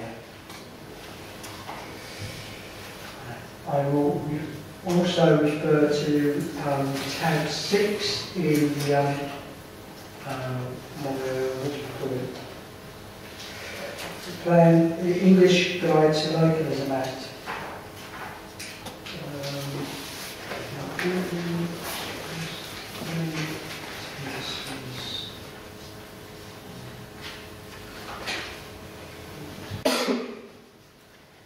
I go to, in the Localism Act, that's tab 6, page 15. Down to the bottom of the page, the last two paragraphs, social housing tenure reform. Let me know when you're ready. Are you ready? Okay. Under previous systems, social landlords would normally be able to grant part-time tenancies. Sometimes this meant that people acquire a social home at a normal moment crisis in their life and potentially live there long before they need to pass. Meanwhile, people wait for social life made more difficult sentiments, unfair resentful practices. The next paragraph, the government has protected the security and rights of the existing social housing tenants, including when they move to another social rented home. However, provisions in the Localism Act allow for more flexible arrangement for people entering social housing in the future. Social landlords will now be able to grant tenancies for a fixed length of time. The minimum length, changes every page, the tenancy will be 2 years in exceptional circumstances, with 5 years or more being the norm. There is no upper limit to the length of tenancies. Councils can still offer lifetime tenancies if they wish.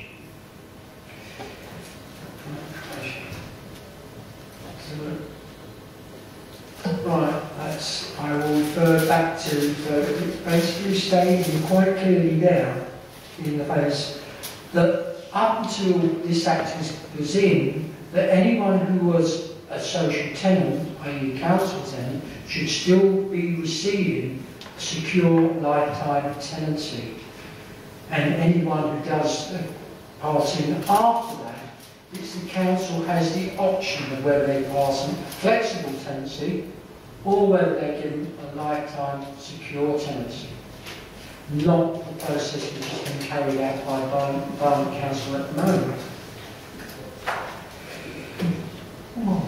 Right, I go back to my statement of evidence, page 8.3. The fact remains that from a handful of such tenants in 2008, we now have at one point 250 tenants, 90% of which arrived on the estate before the Localism Act 2011 and came into full force in 2012, meaning that most should be made secure council tenants, not flexi private tenants.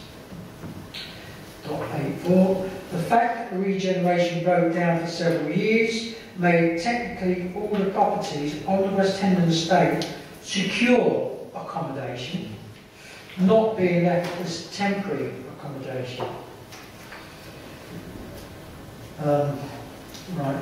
Next page, 85, the fact that Barnet Council at first tried to wash their hands of the council tenants in the temporary council accommodation and were only forced to acknowledge them because of the continued pressure on the RRG shows what they intended to do and what they would be doing now if the RRG had not been so successful in representing them.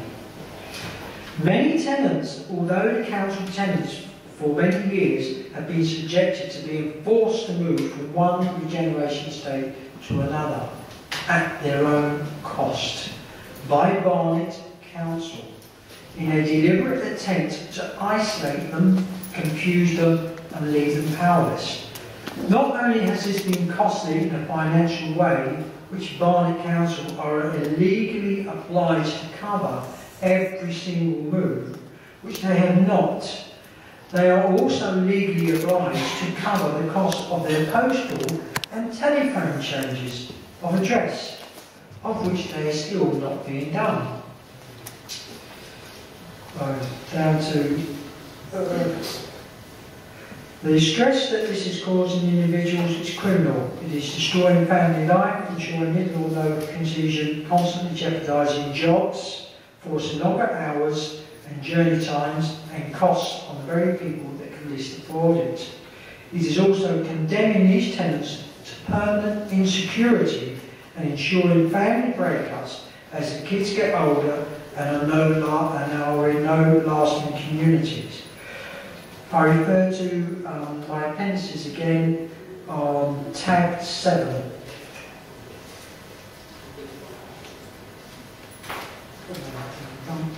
And I refer to that page when it's on.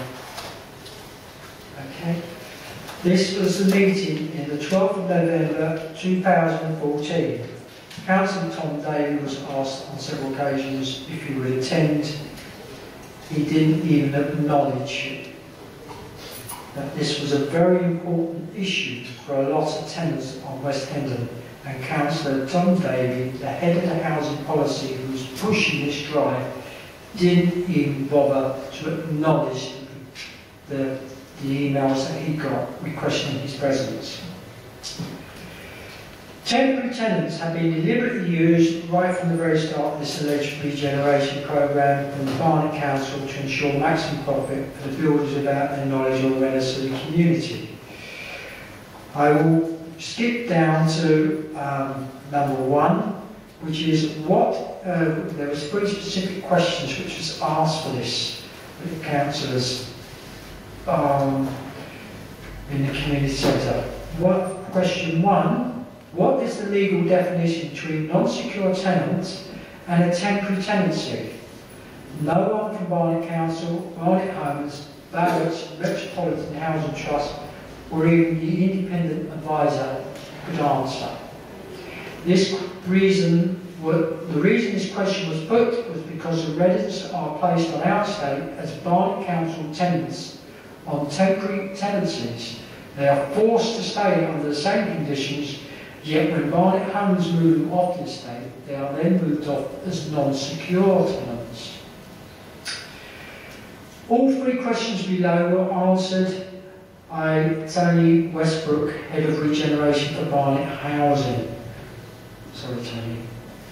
Question 2, and I must admit this was a pressurised because the council wasn't going to answer these. Considering the fact that tenants have been forced to remain on our estate on temporary tenancies, the average 7 to 9 years, many will average up to 15 years, some as much as 20 years before they leave. Can you change them all to secure tenants? The answer was yes. Second question, will you change them to secure tenants? The answer was no. Why will you not choose to change them to secure tenants? Because there will not be enough housing for the secure tenants. Remembering that this had already been agreed that there would be 540 odd houses were ring-fenced to be social housing. And I must say that although we was with that Barnet Housing did answer these questions, they still have to take the ultimate reply from Barnet Council. So it's not their choice, it's instructions they are given from Barnet Council.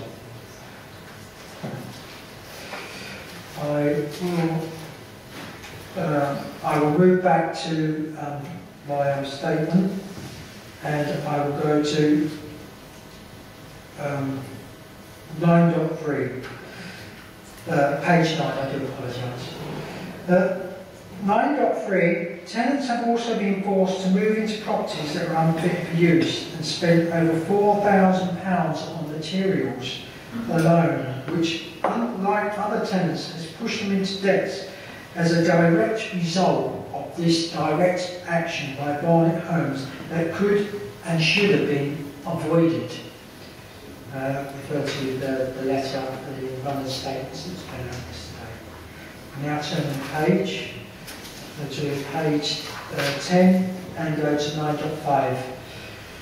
9.5.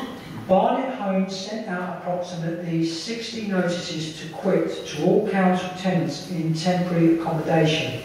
The information that was on the letters was completely confusing and was totally confusing and frightening to many of the residents, many of whom were vulnerable tenants and with special needs. The situation got worse as it continued despite repeated requests by the RRG and by the resident section of the Partnership Board to use different tactics to help the tenants rather than frighten them. Court dates were set for Monday the 17th and Tuesday the 18th of November between 3 and 4 p.m. and on Monday the 24th and Tuesday the 25th. The 6 to be processed within each half hour, 5 minutes per case. Barnet Homes, with the Housing Assessment Officer being the main culprit, deliberately advised these tenants not to go to court, advising them that it was just a formality and that there was no need for them to attend. Many of them heeded that advice and have now all been served with notices to quit.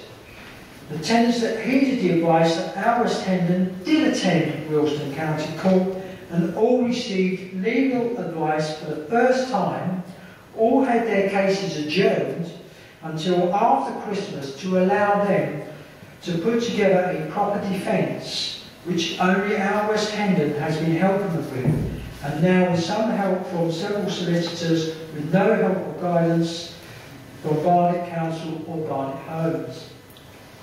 Now the secure tenants can expect the same treatment in the new year.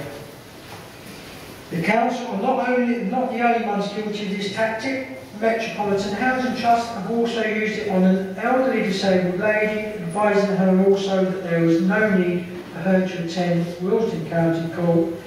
Now she was too petrified of every knock on that door and every letter that goes through that post ordering her to vacate her home by March 31st of this year. I read a statement out earlier today. The new build that will be owned and served by the Metropolitan Housing Trust and Barnet Homes is only going to be leased by Barnet Homes. No one will answer the question which was asked at the Metropolitan Housing Trust at the recent exhibition held in Community Centre and Marsh Drive, if the lease was terminated by Barnet or Metropolitan, that would happen to secure tenants and their tenancies. This question still remains unanswered, but perhaps we'll find the answer to public inquiry. It seems to be forgotten. And I must update you with this. I did get there was an email that was sent through from Ned. I haven't read it fully, but from what I understand, it does state that unless the tenant, the council tenant, terminates their tenancy, that those properties will still be leased by Barnet Homes or Barnet Council. 10.4, the freeholders have their own houses and exist in what can only best be described as a hamlet. They do not have to pay service charges, yet will not only be expected to be laying a service charge for a property they do not want, they will no longer own their own property outright and will have to ask permission from Barnet Housing Trust, Barnet Homes, as they will be the freeholder.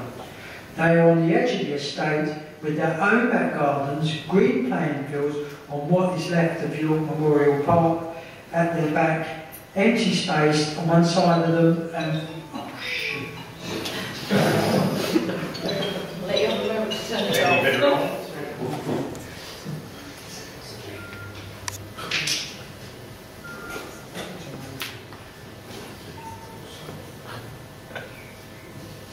I do apologise for that. Sorted. You sound like me now. You're in trouble. That's right, I'll pray for you.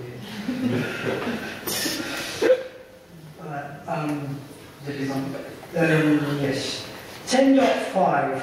The leaseholders face various expensive problems. In fact, what the council has not adhered to either in our pledge or their PDA. They have underpriced the properties by a ridiculous amount that ensures that any leaseholder will not be able to reach the 50% equity. Other regeneration agents in Barnet only have to reach 40% benchmark. Why is West Hendon being disadvantaged yet again? Should be brought in line with the other regeneration estates. And it should be noted that they do not have to have their 10% dispensation, their compensation claim back with that either. The fact that I've lost my choice, I'll leave that one benchmarked. Yeah. The fact that this has carried on for so long should allow other leaseholders to take up the equity scheme if they so wish. Ask, can this be changed? 10.8. The running costs of the new build are nearly treble the current count of our present homes. Although both our place and our PDA clearly state that these will be subsidised, as with the secure council tenants, can you ensure that this agreement is kept to, please? I refer to tag 6. Oh Christ, what's it called? Localism Act. Tag 6.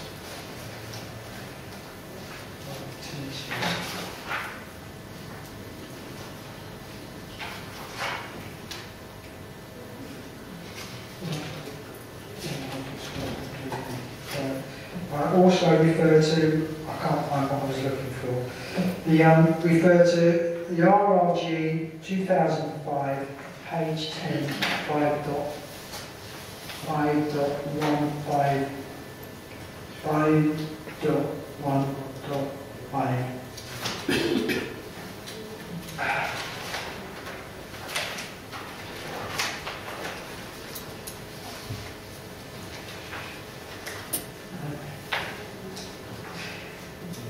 Page 10, 5.1.5. The Council negotiating the PDA has striven to ensure that the required outputs will be met as its first priority. In the event that the partners make super profits, the PDA allows for the Council to participate in the profit share. The arrangements for payments of overage are detailed in the exemption report. Arrangements are also in place for the treatment of surplus profits if for any reason the project ends without development being completed. I just put me on to that. I will take you back to my statement. Sorry. 10.11.1 on page 11. Barnet Homes and the HSG support group of the Partnership Board have been holding various meetings to try and resolve the very expensive issues that Councillor Tom David, Barnet Housing Policy for the Council Society otherwise. I refer you back to my appendices on tab 9.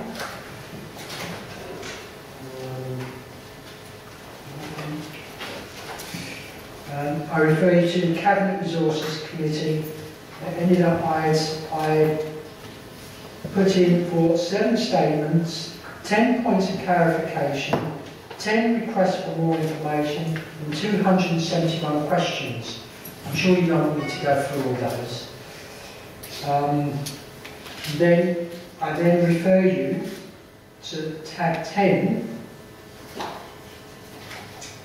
which was the letter of complaint about the treatment which I received at that CRC meeting and the way that Councillor Daly and the other councillors who were making housing policy treated the issues which I brought up on behalf of all the residents on the West End estate, and the way I was personally treated was an absolute disgrace. There is a film on it, but I decided not to bother showing it. Okay? Because it takes you long. Right, I now turn to page 12 of my statement. We also know that Barnet Council has decided not to pursue the electrical company through the courts that are responsible for the electrical maintenance of this estate, even though other councils have chosen to do so and have so far been settling out of court. Councillor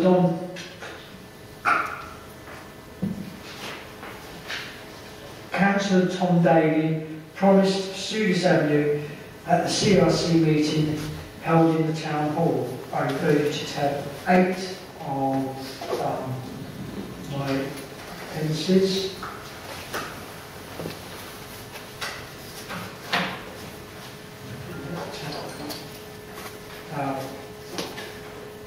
No, I apologise. I'll leave that. I'm not going to go through that. No. I'll leave that. The Councillor Tom Davey also agreed at the same meeting. I do apologise. I'm back onto page 12 of my statements. Councillor Tom Davey also agreed at the same meeting that if any evidence was produced that should work that did not need to be done, he would also investigate this and have it removed. As per above, we have done this, but Councillor Tom Davey has made a personal decision to remove all the documented hard work that had been at personal expense in personal time with no justification at all. There is an appendix in there, but I can't remember what I've done with it. I shall read that as a thing. Can you just clarify for me what you mean by the documentation and hard work and personal expense that he dispensed with? I refer you back to tab that the PowerPoint presentation, which Chris Delaney spent an awful lot of time on, with an awful lot of thing on, and we both went into a lot of research into the bills, service charges, insurance costs, and to put this all together, and we went through those bills, we went round the estate, we checked what needed to be done, we checked the workings and costings, and we went through their costings, what they was charging for. And we pointed out that there was a lot of supply account. If you walk around tomorrow, you'll find the Marsh Drive. We got the security entrance system, which they charged us to put in. It worked for about 2 to 3 weeks and then started since. They now expect us to pay to have all that removed, held out while they do the works, and then pay for us to put it back in the same condition that it's already in. And you're talking well over £1,000 for that. They've also tried to charge us for the telecommunication cables which run through the building, which are not ours. It's ours. So I understand what the issue is. It was more about what it was that people got rid of. I just wasn't sure. Yeah, we've gone through all that, and he just totally dismissed it. Wasn't interested. And that was the attitude that we consistently got from Councillor Tom Davey, who's for the housing. What I can do is, I can just finish it on the, I did do on tab 6, the Localism Act, of which I did do quite a lot on. I've changed, that's appendix, my appendix on tab 6. On page 5, it said, through the Localism Act, the government has abolished the standards board regime instead of local authorities to draw up their own codes. And it will become a criminal offence for councillors to deliberately withhold or misrepresent financial interests. This means that councils will not have to spend time and waste time and money investing in children's positions, while councils involved in corrupt and misconduct will face appropriate serious sanctions. These rules, it also says at the bottom of page 5, clarifying the rules on predetermination, the Localism Act makes it clear that it's proper for councils to play an active part in local discussions. And as Councillor Daly and several other councillors have been requested to go to several public meetings to speak and have totally not been acknowledged that they have been requested.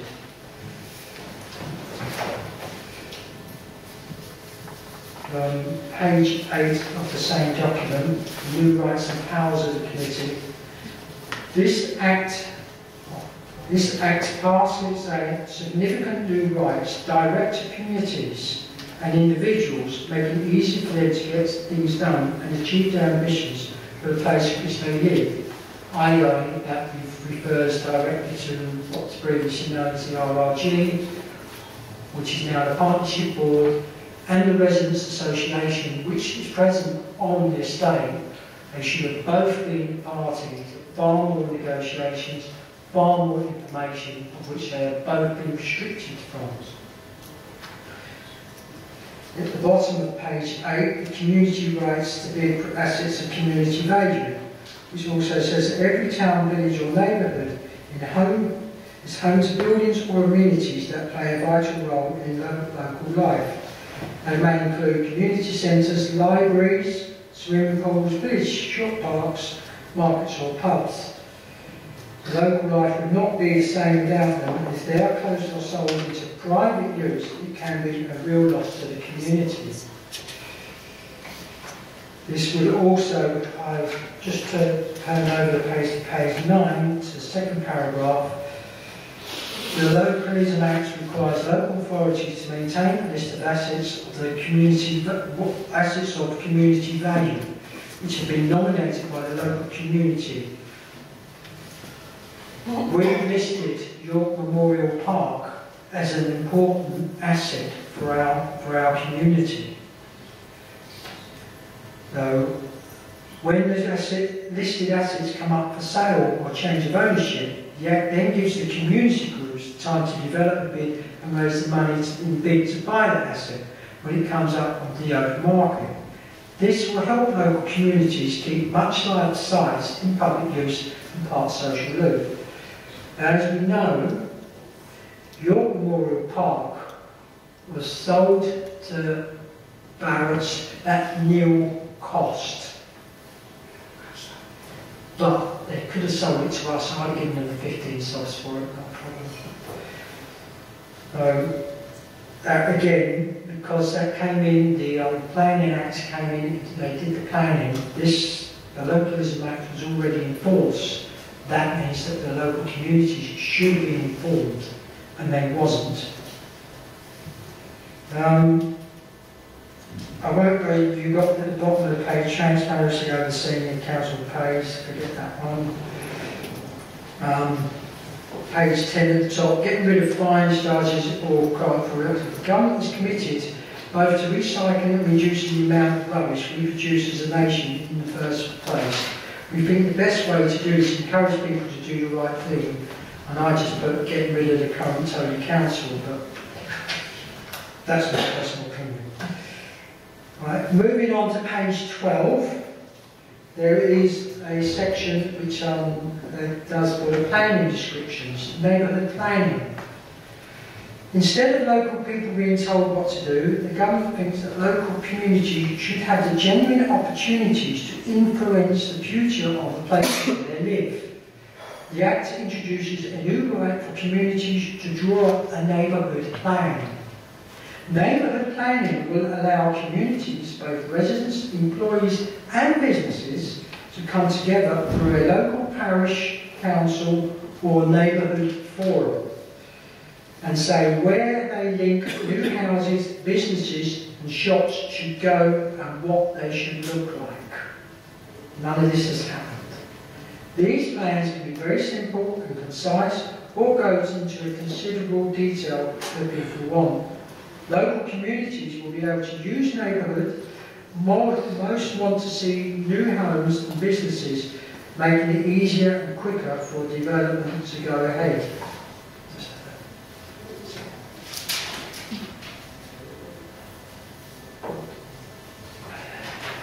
Provided a new neighbourhood development plan or order is in line with national planning policy with the strategic vision for the wider area set by the local authority and with other legal requirements, local people will be able to vote on it in a referendum. If the plan is approved by a majority of those who vote, then the local authority will bring it into force. Local planning authorities will be required to provide technical advice and support as neighbourhoods draw up their proposals.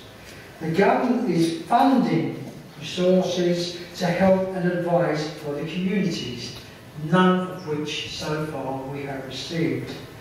This will help people take advantage of the opportunities to exercise influence over decisions that make a big difference to their lives. And here's our last paragraph on that. Community right to build. As part of the neighbourhood planning, the Act gives groups of local people the power to deliver the development of their local community wants. They may wish to build new homes, businesses, shops, playgrounds or meeting halls. The community organisation formed by the members of the local community will be able to bring forward development proposals which they are provided they meet minimum criteria and can demonstrate local council support through a referendum.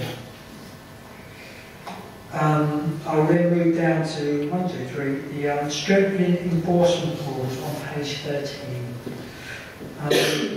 The people who to have a real sense of the planning system is working for them. They need to know that the rules they draw up will be respected. The Localism Act will strengthen planning authorities' powers to tackle abuses of the planning system, such as deliberately concealing new developments. I then move on to page 15 of the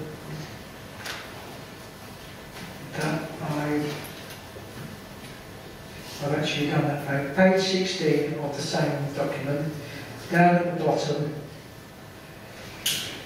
Now, reforming of council housing finances.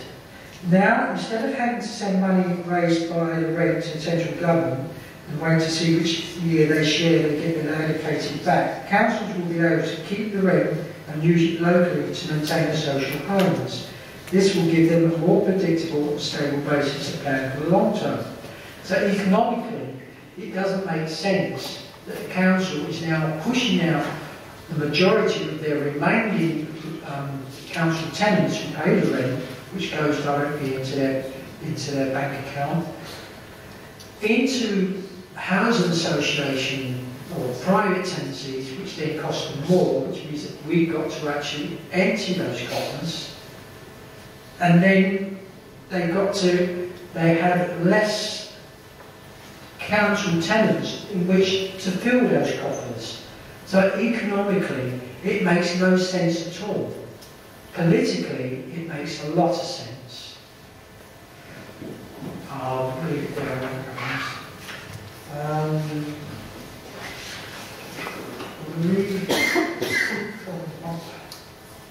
I'll leave that there. Is it okay to quickly shoot for the summary? Or? Thank you.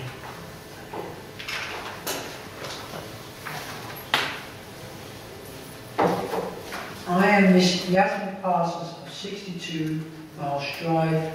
Really, your summary should have summarised what you've already told us. So right. it's only if there are particular bits in your Okay. summary that you want to draw attention to that you've missed by going through the statement in the way that you have. Yeah.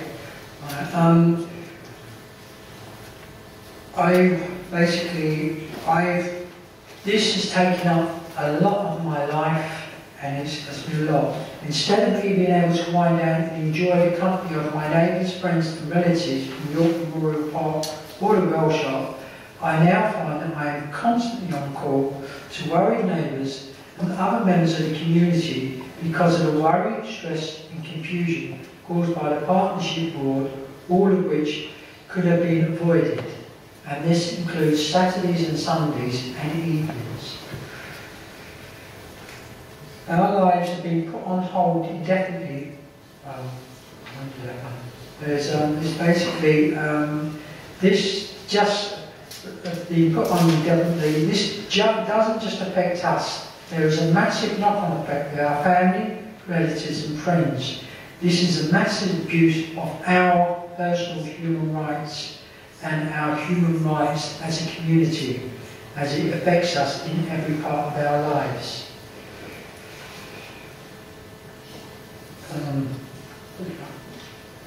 We have had enough of being pushed around, marginalised and being made to look stupid and helpless. That is why a petition that has over 70,000 signatures was started by us residents that we wish to present to the public inquiry on Friday. Maybe then at the last the council that has thus far refused to listen to us will finally listen and act upon reason. How many of these councillors have put up with having to, how many of these councillors would put up with having to live in the same way that they expect us to live, expect them to live as they expect to treat us, to live in the same confined, concrete-like, efficient, depressive, polluted premises and detrimentally transitioned environment. Barrett's have already built Skylark Court, which is a new type of building that some of us are supposed to be grateful to be moving into. Parts of it, from what several tenants have told us, have problems because of the trees. The tenants get more sunlight during the winter months than they do during the summer. Compare trees to the sizes of a 21-storey, 26-storey, 27-storey and a 32-storey tower, and you might start to see the light of day. They're already starting to suffer from cold and damp walls, had parts of their balconies fall away, and as well as parts of the roof, they put on the wrong glue to hold the windows in place and had to re-glue the entire block. Me and two other residents were walking past and we were told by the workmen, oh, it doesn't matter, this happens all the time, so we know exactly what we're doing. And these are the premises in which we're supposed to be grateful to be moving into. We requested on more than one occasion for roads, lanes, alleyways and spaces and buildings to be named after our local history, which is very, very important to us. It's been constantly met with, it's too late, it can't be done, they won't allow it, it's too awkward. It's quite clear that they not only do they wish to wipe out existing community, they are also intent on removing all local history from the public view as well. History such as the Domesday Book, which Hendon signed, the importance, it was then known as Hendon, the importance of the industrial age in Hendon, the Welsh art history and the natural beauty of both World War I and World War II. The mechanical warfare department used the Welsh art for secret tests on a new weapon from 1916 to become known as the tank. The Mark IX tank was the world's first specialised armoured personnel carrier, was tested for its floatability on the Welsh art. During World War II, the seaplane was kept on a reservoir for quick escape from the Germans land in England, although confusion still remains as to who was to use it, whether it was Winston Churchill or the Royals. Warner, who fought with distinction in the Crimean War, made the Welsh Art Tavern one of London's most popular places to go for over 40 years and was celebrated in song by the musical star Amy Adams as the jolliest place in town. The first formal cycle race was held at the Well Shop on the 1st of June 1868. In 1876, the first ever greyhound races using mechanical hares took place in the Well Shop. In winter, the reservoir froze for skating and national and international ice skating events were held. Even coaching horses were raced across the frozen reservoir. The Women's European Rowing Championships were held on the Well Shop. Then there's the nature itself. It will become the Stone Crescent. Will it become the Stone Crescent? Will it become the Stone Crescent Desert that will be Grand Park, or the dark concrete jungle that Collindale has been transformed into without many of the local residents' knowledge, or become the squandered wasteland of West Hendon / Well Shop? We will lose our Versailles status, and which is the only site in both Barnet and Brent, allowing the partnership to resume their previous ambitious plans of building on the allotments on the other side of the Hunt Bridge, putting its future into doubt as well as the bridge itself. We certainly stand a good chance of losing our flying visitors. That include, but not are limited to, the little bitty, the squat heron, that I often take a minute or two to watch on my way to work every morning. I stand on the bridge, and when it sees me, it then wanders down a bit. But it's quite funny, it does it every time. We then have, I watch on my way to work, the white-rumped sandpiper, the great crested glebe, the gadwell, the shoveler, the common pochard, and more common tufted duck and common tern. We also welcome over 8 species of warbler, which included the first ever sighting in Britain of the Liberian chiffchaff. Rarer birds include the black-winged stilts, great white egrets, and blue-winged teal, unprecedented for inline science. Then there are over 28 species of butterfly, including the very rare species of the dark green fritillary, and the beautiful-looking dragonflies. Many of the above nest and breed on our reservoir. The flora too is too numerous to list. I'll leave that to the WHCCC, they can do that. The mammals are not so numerous, but are just as important, such as the bats, which are protected by law, as is their natural habitats, which are both under threat. Then there's the historical men and women of Hendon, such as Flora Third, 1875 to 1940, who sung about the area.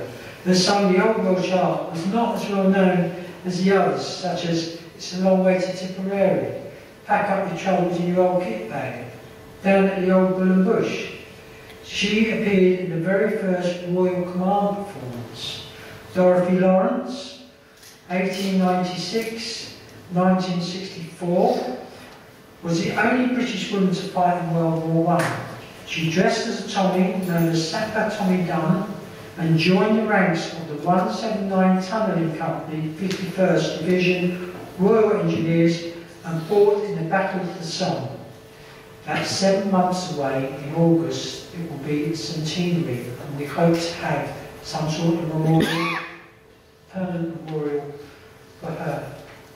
The men included John Clements, CBE, Henry Hicks, MRCS-FRC, Francis Pett Smith, Michael Podrow, John Cyril, and the list goes on. I have left what I feel is important to me until closing time. My memories of this area span over 50 years. I have known a lot of people. I have always loved this area, and I am proud of this area and its place in history, and it should always be remembered, but not as a bygone age, but as a living, breathing memory that can be lived and experienced by all who wish to choose it. This can only be done in pleasant surroundings and pleasant circumstances. I brought up my children here. They brought up their children here. My family have enjoyed the freedom and security that York Memorial Park and the Well Shop has allowed them to have, growing up as toddlers, to half-pints, to teenagers, into mutants, and then into adults and parents. It also helped them learn, understand and value their surroundings and their community. This was happily accomplished in plain sight of other members of our community, often joining in, sometimes just have to sit back and allow things to go on around them. Animals learn tolerance and were trustworthy. We as adults and parents were able to relax while our children, often accompanied with their friends, either in York Memorial Park or on the Welsh Arch. It was much easier to keep our eyes on our neighbours. The half-pints would often inquire as to where was so-and-so, was we going to see them again today. People who were poor or were suffering from ill health made much more of an effort to come to York Memorial Park or to Welsh Arch, simply because the company was always welcoming and it broke the day and the issues could be resolved before they became problems. This was our community, but not for much longer. If this project continues along this present path, there will be nothing left for us. For them, pounds. For us, broken promises, more tears. We ask that you not just take into account the legality of what is being presented to you by Barnet Council.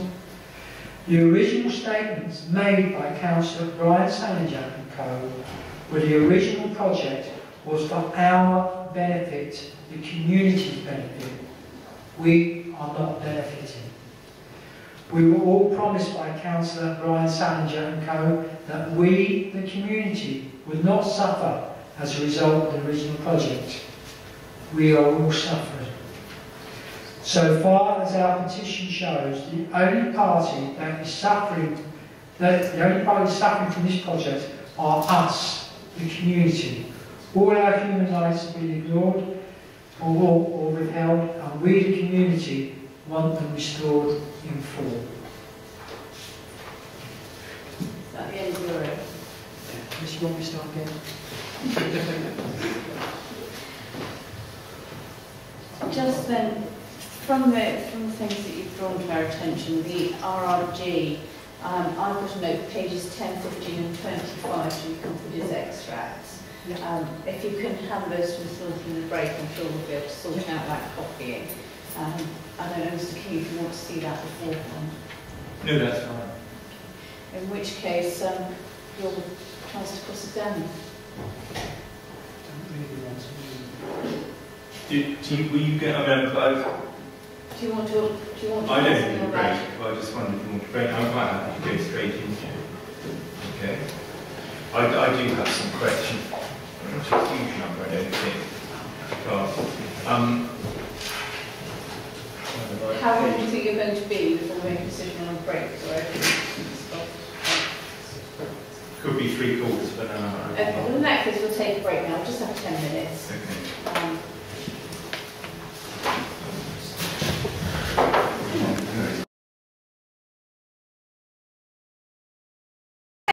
So we can continue, please.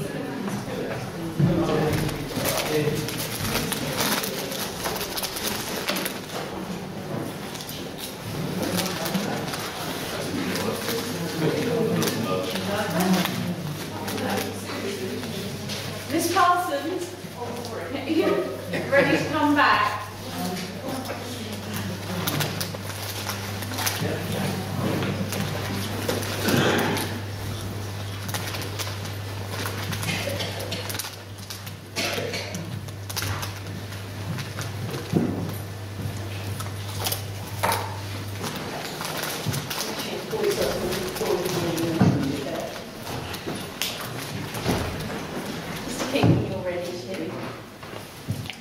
Right. Well, thanks very much in advance. I don't have a great deal to ask you. Just to pick up some points I feel I should pick up, if I may.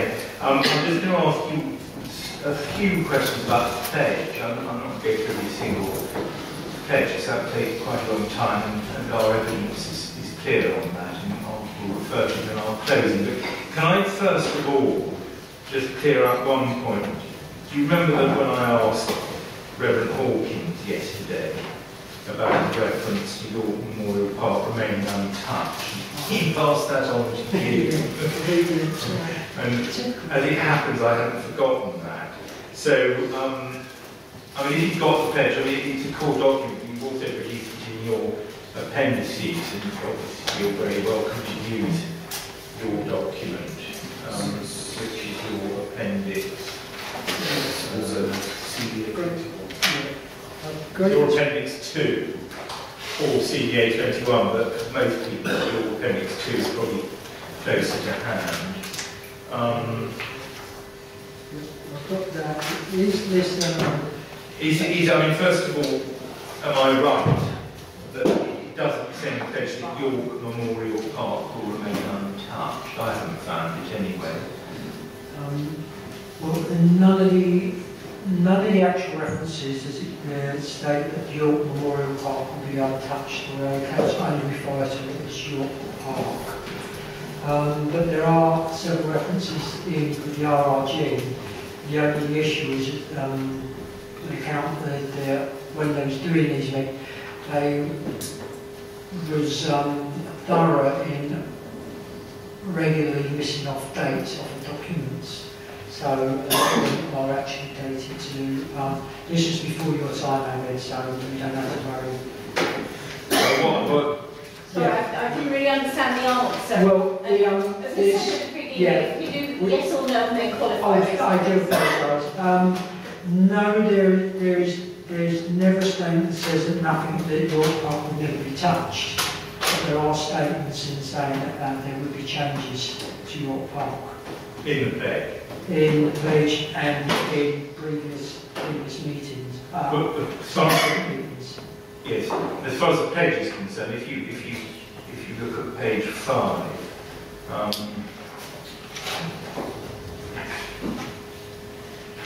it should be legible. It is your copy is actually more legible than one in the core documents, and it is page 5. Do you see Green West Hendon on the left-hand side? York Park will be redesigned with residents and relocated, etc. I won't read all that out. So this is York Park will be redesigned, and then there's this illustration on page 7, isn't there, at the bottom? This is homes overlooking a new York Park. So I mean, it's fair to say that the pledge anticipated it may not have been redesigned in the way that some local people like. Nevertheless, the pledge was clear that it was intended that as part of the regeneration project, York Park will be redesigned in some way. That's true, isn't it? Yes, that's true. In fact, the residents accepted that you wasn't going to be able to keep York Park in exactly the same way that they had for a number of years. But there was also clearly led to believe that York Memorial Park would be enhanced. It wouldn't be built upon and then disappear, which is what's happening at the moment. There's also given clear information that at all times their amenities would be available, whereas at the moment there's nowhere for the children to play or anything, and actual tenancies are now at risk because the children and youngsters are getting into trouble because they've got nowhere to play at all. Even the play area which Barrett's have made clear that they would refurbish sometime in February. They're now digging all up and you've got new drainage stuff going through. So again, we don't know what's going to happen with that. Well, we'll give you a vote and take up update on when obviously we didn't accept that York Park disappearing or whatever word you use anyway, we can deal with that later in submission. Just turning away from York Park and back to the pledge slightly more generally, at the time of the pledge, it's right, which is November 2002, wasn't it? There were no non-secure tenants on the estate, were there? I can't give you a definitive answer to that. To my knowledge, there was at least 5 or 6 non-secure tenants on the estate at that particular time. All right, well, we understand there not to have been any. That's your understanding, all right. But let's just, can I just ask you about what's been going on since around the time of the pledge and the genesis of the regeneration scheme? The Council's adopted a practice, hasn't it, over the last 10, 11 years or so, of placing those in housing need in the borough into vacant properties on the estate temporarily, hasn't it? That is correct. But when they actually started to do this, we was all under the impression, or was given distinct information, that this would be only for a couple of years and they would be moving on. It was really, our information was 2 to 4 years, and these people would be moved on. But it would not be to the detriment of any of the social housing which was present. That was not taken into consideration, so they were still keeping to the same social policy, 548 social dwellings, which would still be there, even though temporary tenants would be using them at that particular time. It's true, isn't it, and we obviously agree about this, that the estate regeneration project has been significantly delayed, there's no doubt about that, compared with what was originally anticipated, at least. Yes, that is correct, but that is more so to do with Barnet Council than anybody else, for the fact that the old people's home which they took down, they had for some reason negotiated a deal with another company that was actually running it. And that company thought that they was going to be investing in that when they took it over. And the council had misinformed them about that. And so there was, for a good 4 to 5 years, there was a lot of wrangling. So instead of the original project, which was originally started where the block is now, instead of the small blocks start to go up there, it was just left totally vacant.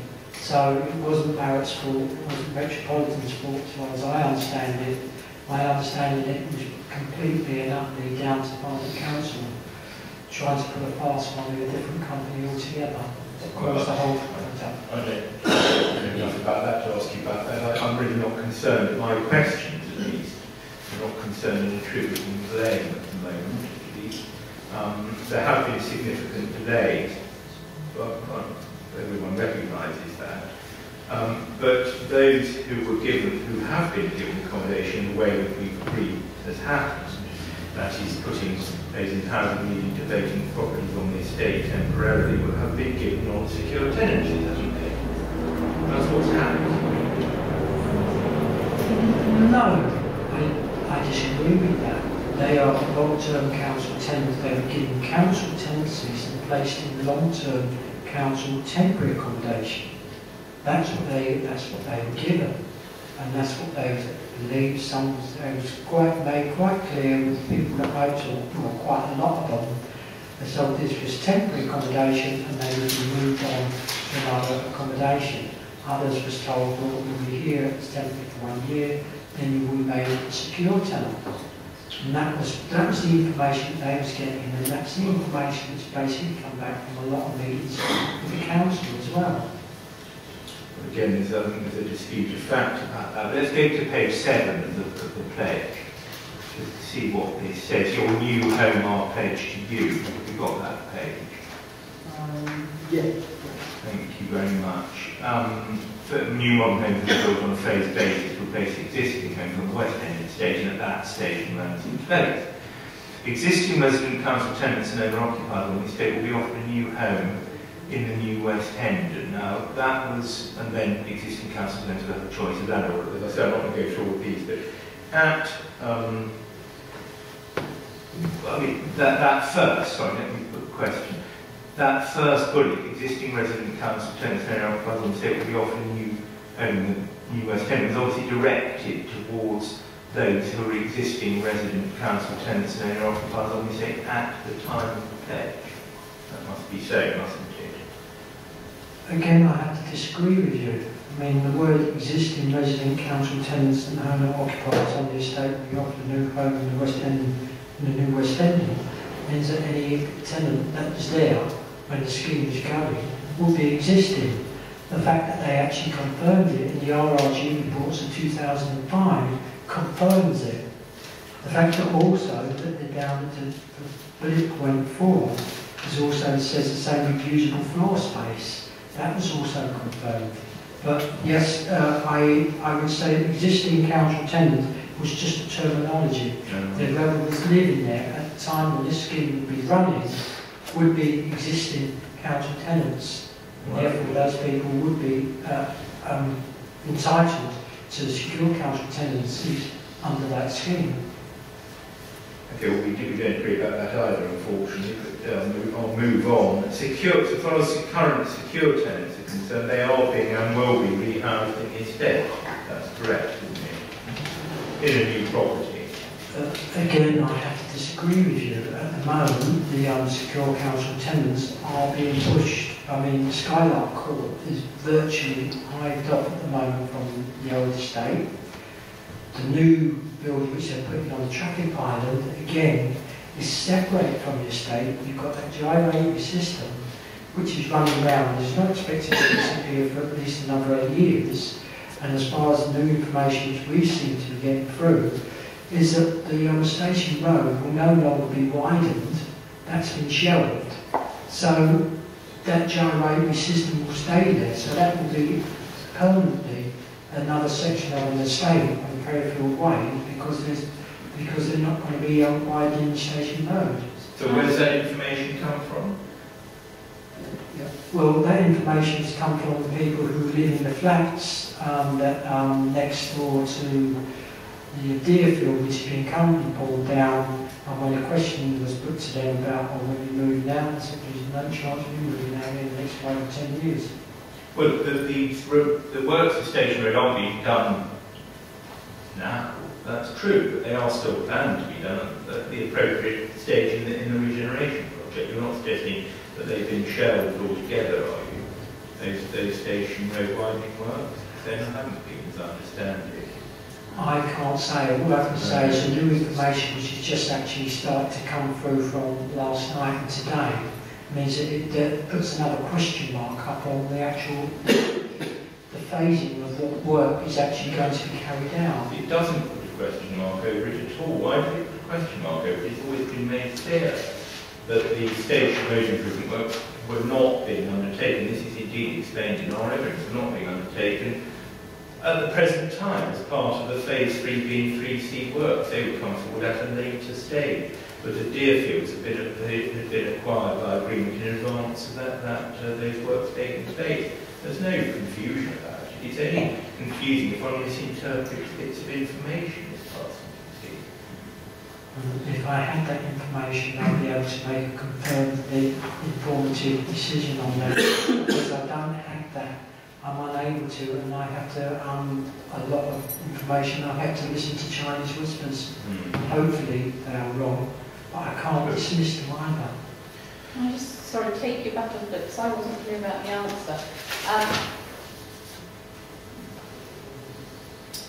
You were asked whether the current secure tenants would be put into new properties, and then went on to say that they wouldn't be. Was the occasion because they were going to be on the estate put somewhere else for the periphery, or was it just that you're saying that they wouldn't be full stop? At the moment, the traffic island is not part of the estate, it is part of Perryfield Way, so it's separated from the estate. And until they've actually completely put down what they've said is the green concrete corridor and connected it up to the rest of the estate, that is a separate estate.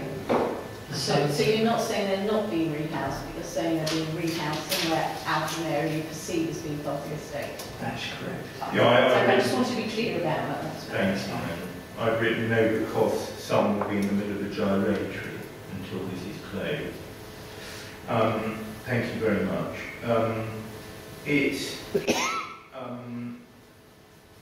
correct, isn't it, that each secure tenant is being asked to list 3 properties in order of preference that they want to move to, or that they have to move to, if you want to put it like that.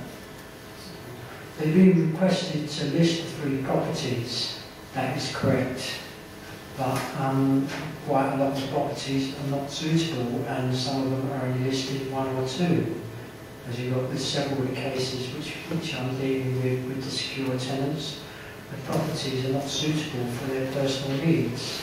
Well, suitability is assessed, if you like, in accordance with the current housing allocation scheme September 2013, isn't it? The original assessments were done before, that was all cited for, but again, you're assessing it on the actual building, you're not assessing it on the personal needs. And so far, all that's been done is tick boxes, so no personal physical assessment has been done. Any documentation stating that these people can now move into that has come from someone who we don't know the name of, never heard of, haven't seen any letters behind their name, whereas the individuals who are submitting and stating the preferences which they want have actually got specialists or GPs or the doctors or the hospitals that will confirm and have actually done a report for the council, Metropolitan. Each assessment, they tell you they don't want that documentation, they just want to do their own assessment by individuals that we've got no idea who of, and make an assessment from there. I.e., we had one with Sinead, who was sitting here, she was pulled in, and at the moment noticed, and the housing assessment was done there and then by people she had no idea who they was, and they made an assessment from that without any full consultation with her GP or medical backup either. Yes, my fault. Can we go back a stage? But in terms of secure tenants, can we look at, in fact, Mr. Shipway's? Have you got Mr. Shipway's evidence to hand, by any chance? It's Appendix 5 to Mr. Shipway's witness statement. Can we lend that to you?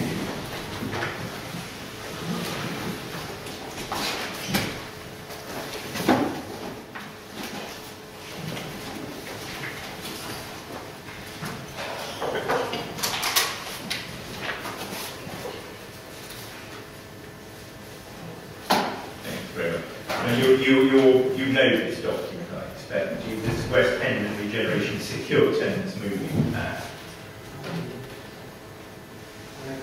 I've probably seen it, yes. It's not etched on my brain, so... No, I don't expect you did.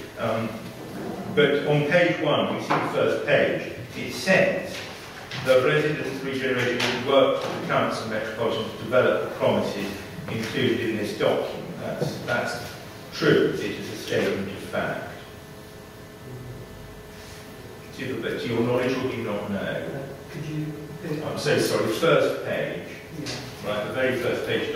I was looking at towards the bottom of the page, below the title of the document, which is West Hendon Regeneration Secure Tenants Moving Path. There's a sentence that says the Residents Regeneration Group. Have you got it? I think you're on the second page, actually. Do you see at the bottom it says page 1 of 12? Title. Oh, I do apologise. Yeah, I should have said the title page. No, it's my fault. It says page 1 of 12 on it. Do you see the bit I'm referring to now? About 2/3 of the way down the page, below the title of the document, the Residents Regeneration Group worked with the Council and Metropolitan to develop the promises included in this document. Do you see those words? I do. And do you know whether they're true or not? I'm instructed firmly that they are true. I would expect that they are true, that this has gone through the RRG. Indeed agreed by the RRG, I am instructed. Do you know whether that's correct? I would disagree with that. I would say that a lot of these documents, it was... If I'm asking about this document, I'm asking about a lot of documents, I'm asking about this specific document. Please, Ms. Parson, do not make an allegation that something isn't true when you don't know it. If you know that it's not a fact, because I've been instructed it is a fact, that this document was agreed by the Residents Regeneration Group. Now, if you know that's not correct, by all means say so. But if you don't know, then say that. I know that we worked on it, and it was going backwards and forwards, so if you've been instructed that it was definitely agreed, then I will have to agree with you on that. Well, you don't have any other information, anyway. And the only information is the fact that I know that these documents were going backwards and forwards on numerous amount of times with loads of disagreements in them. Yeah, but that can happen before one eventually agrees something, can't it? That's correct. All right, go to page 9. And you see the heading about a third of the way down page 9 of 12 secure tenants allocations protocol for new West Hendon homes. You see that? And third, we're done with a big heading in bold. Up with, if you take your finger up a bit, there. That, I've just read that out. You see that heading? Sorry, I'm not being clear enough. And that goes on the section 1 is the introduction. I'm just looking at the heading. Section 1 is the introduction. Section 2, priority of allocation. You see that? A bit lower down the page. Before I do suffer from word blindness. That's all right. Please don't allow me to rush you. I have no intention of doing that. You don't have to keep apologising because I can't. Well, I'll stop apologising. It's a habit, the English habit. But do you see the words priority allocation from section 2? Yes. Thanks very much. If you go over the page, just about a third or quarter of the way down the page, there's a heading. The following criteria also apply to secure tenants. You see that? Yes. 4, overcrowded adult relatives. You see that? Mm-hmm. And then, I won't read all of them out, but if you go on to page 11, if you'll forgive me, the last one, which is 7 on page 11 of 12, yeah. is dispute resolution process. Mm-hmm. You see that? Now, we can see, can't we, from section 7 that there is a dispute resolution process that's mentioned in this document. Do you see that? Yes. So this protocol, I don't need to go through it in any more detail. There is an established protocol. I'm instructed, agreed with the ROG, that certainly an established protocol which is to be applied in the case of the allocation of secure tenants to new properties in West Hendon, isn't there? Including a priority of allocations list on page 9 at 2.1. And that exists, that document. No.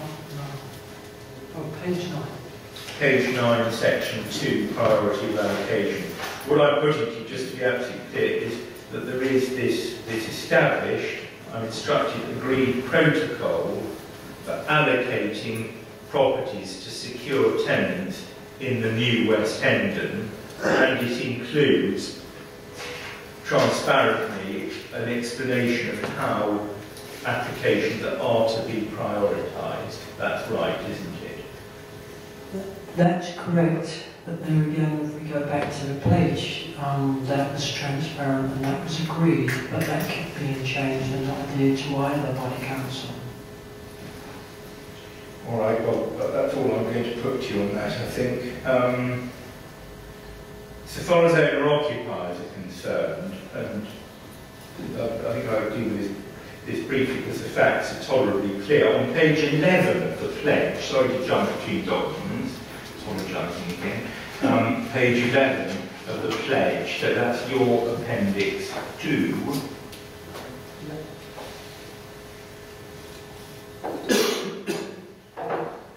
This page is called, sorry, I'll let you catch up. Oh my gosh, it's opportunities for owner-occupiers. Have you got that? Yes. Yes, I've got that. Owner-occupiers will have one of 3 options. Option 1, market value acquisition. Option 2, you can swap your existing home for a new home in West Hendon. Then, do you see where it says the following criteria, a couple of lines down, apply to option 2? Yeah, I've got option 2, yeah. The following criteria apply to option 2.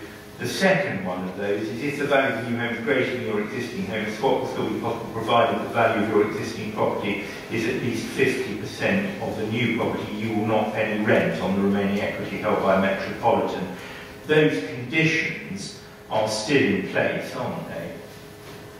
Those conditions are still in place, but the property prices are quite varied. Whereas before there was a lot closer together when this pledge was made and when the expected project time was supposed to be completed by September 2012. The property values would have been close enough for people to be able to take up that option. Now that it's taken so long and the property prices have suddenly shot up, then it's no longer a viable part of that people can actually take up. And it is a bit unfair for the property owners to have to be burdened with that, which is so old, considering the council can chop and change with the place as much as they like, but then when they find something which they can actually penalise the homeowners with, they keep that in. Well, that's accepted you for a moment. But I'm not going to come back on that. Let's turn to the non-secure tenants who we've touched on already. The position is this your understanding, that provided they meet the criteria in the housing allocation scheme, and this is the context in which I refer to the housing allocation scheme, provided they, the non-secure tenants, meet the criteria in the housing allocation scheme, they are being and will be rehoused by the council, because the councils are a statutory duty to do it. Right, isn't it? They are under the statutory duty, but as we found in our investigations, that there's been a number of tenants who was falsely advised that they did not be covered by this and would be found homeless.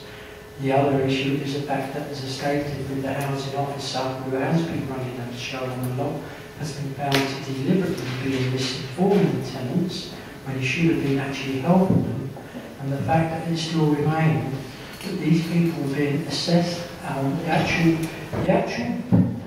get it absolutely clear.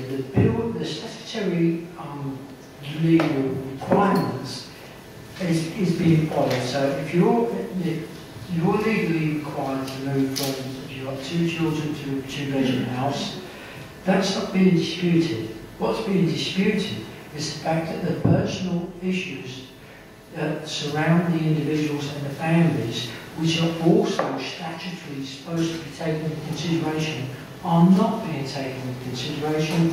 On many occasions they are being ignored. The fact that the actual... I'll stop it there. Okay, well, we're aware of those allegations, but let me go on to ask 1 or 2 other questions about this.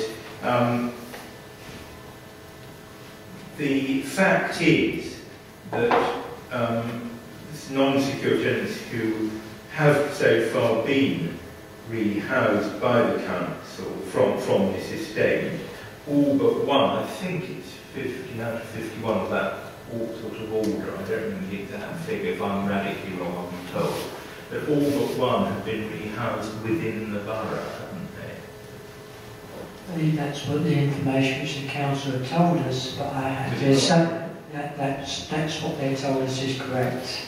And then we go, as it says, what you said, council tenants. The majority of these people are not council tenants once they've been moved off of this estate. So we are not sure whether those figures are actually accurately reflecting the amount of tenants which are actually taken off of these estates and no longer are council tenants. Well, I have the information before the inquiry that we'll refer to it in due course, but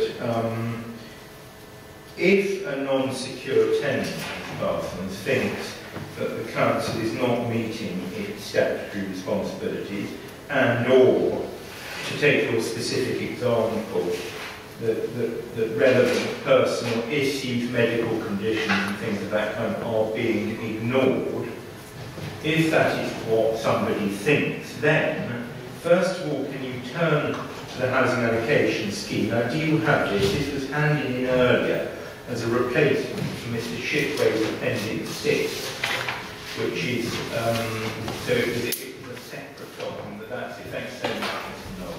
Thank you. That handed in today. It was, yes. I can probably give you the yes, IMQ 36. I've got it. Oh, wait a minute.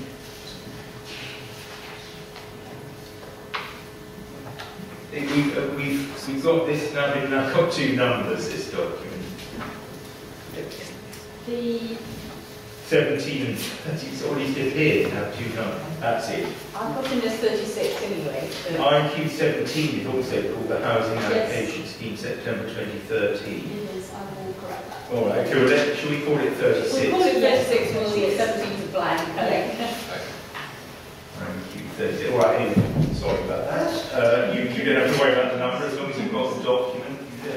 Now, if you turn to, it's not paginated unfortunately, but can you find section 5 of this document?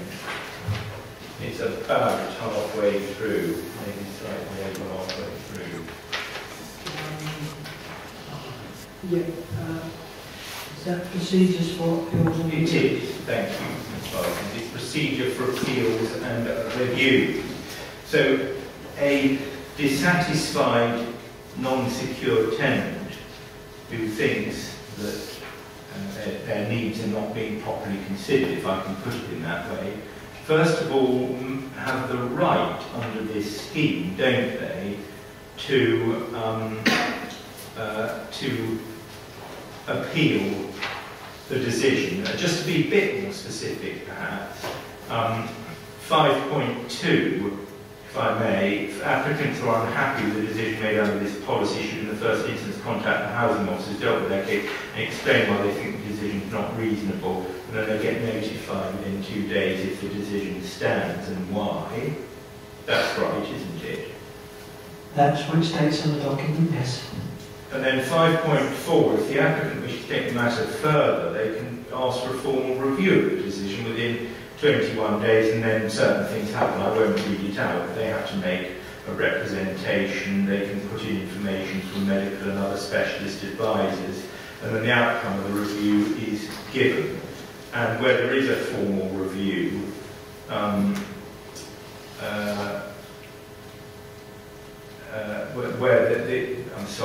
where there's an appeal, then the accommodation is usually is held available, but where there's a formal review, normally it isn't. That's what the document sets out. So there is a right, isn't there, under this document, that is the Housing Allocation Scheme, to ask your decision to be, in the first instance, reconsidered, in the second instance, reviewed. That's what it states on the document, but I have to say that the housing officer which is dealing with you, which you're feeling terrorised or being harassed by, is hardly the same housing officer that you are going to complain to, because you know exactly what's going to happen.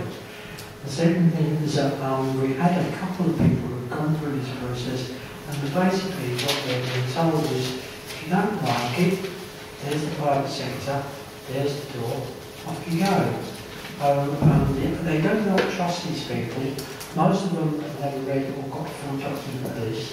A lot of them are actually able to go through a procedure and they've got no understanding of it, and they have to rely on the very people that they actually complaining about. Now, I hardly think that that is an actual fair procedure for these tenants to actually go through. It is possible also, isn't it, although this is not something that ought to be necessary, I don't suggest it should be, but it is also possible to go to the local government ombudsman, isn't it? That has been done. It has been done by one particular tenant I know of, but that's the only tenant which I know of. All the others which have had complaints about it, and I do get a lot of complaints about it, none of them even know what an ombudsman is. Yes, what happened to that particular complaint? That particular complaint, the person here has actually brought it up, because she had several complaints, only one of which was, from my understanding, was actually dealt with, and they actually got it wrong because they actually put the wrong people in for the final decision, and they disregarded the complaint that she put in. And had they dealt with her complaint, it would come down to their side, and the other people would be dealt with in a different way. So the complaint was not upheld, was it? Which she had 3. It's from my collections, I was 2 or 3 that she had in. Only one was dealt with, and that was dealt with incorrectly. Yeah, but it was not upheld. That complaint, the one that was dealt with by the local government ombudsman, was not upheld, was it? And you say that's because they made a mess of it. That's because they pulled in two different people who had nothing to do with the case, and they judged it on theirs and left her actual personal circumstances out of it. The other thing that can happen, and again, I don't seek to suggest that being subject to possession proceedings is in the least a pleasant thing to go through, but if possession proceedings are taken in relation to non-secure tenant in accordance with the law, then those possession proceedings may be defended, if there is a defence, may and may. And that's what the law provides for in this country, you see. That's what I'm putting to you. The law provides that is an option which the council can take, and the non-secure tenant can take the option of defending the proceedings if they wish. Well, there's a yes and a no to that, isn't there? There's a yes that that's what the actual law states. That the actual fact is that the council can call on their solicitors or their legal department at moment's notice to do this. But then unless the tenant is either financially flushed or has got access to information or is properly informed, which they are never done by the council, then no, they haven't got access to this at all, and they are always at a disadvantage. And that is the reason why I had to appear at all these court cases, for that exact same reason, because I was advised by the council not to attend.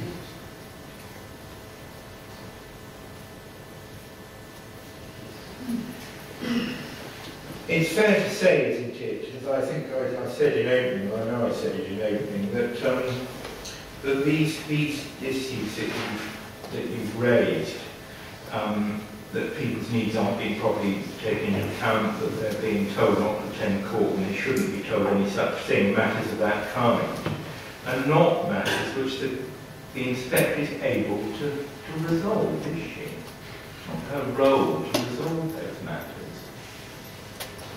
Her role is to ensure that there is fair proceedings and that information pertaining to everything to this planning for the CPO, this 3PO request, is correct and above board. And a lot of issues which are raised are personal issues because it appertains to the personability of the community.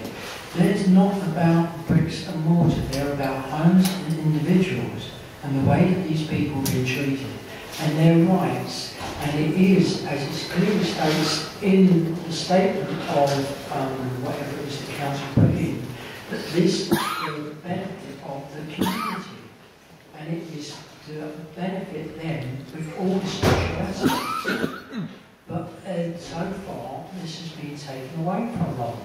So the CPO order, if it's given, will restrict the rights even further. At the moment, technically, you can say, okay, so I take the example of being a homeowner.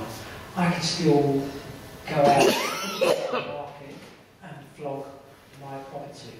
Once the CPO comes in, I'm restricted to the council, and as Kath has quite clearly said, if he decides that this is the price of this particular property, this is what you're getting, tough.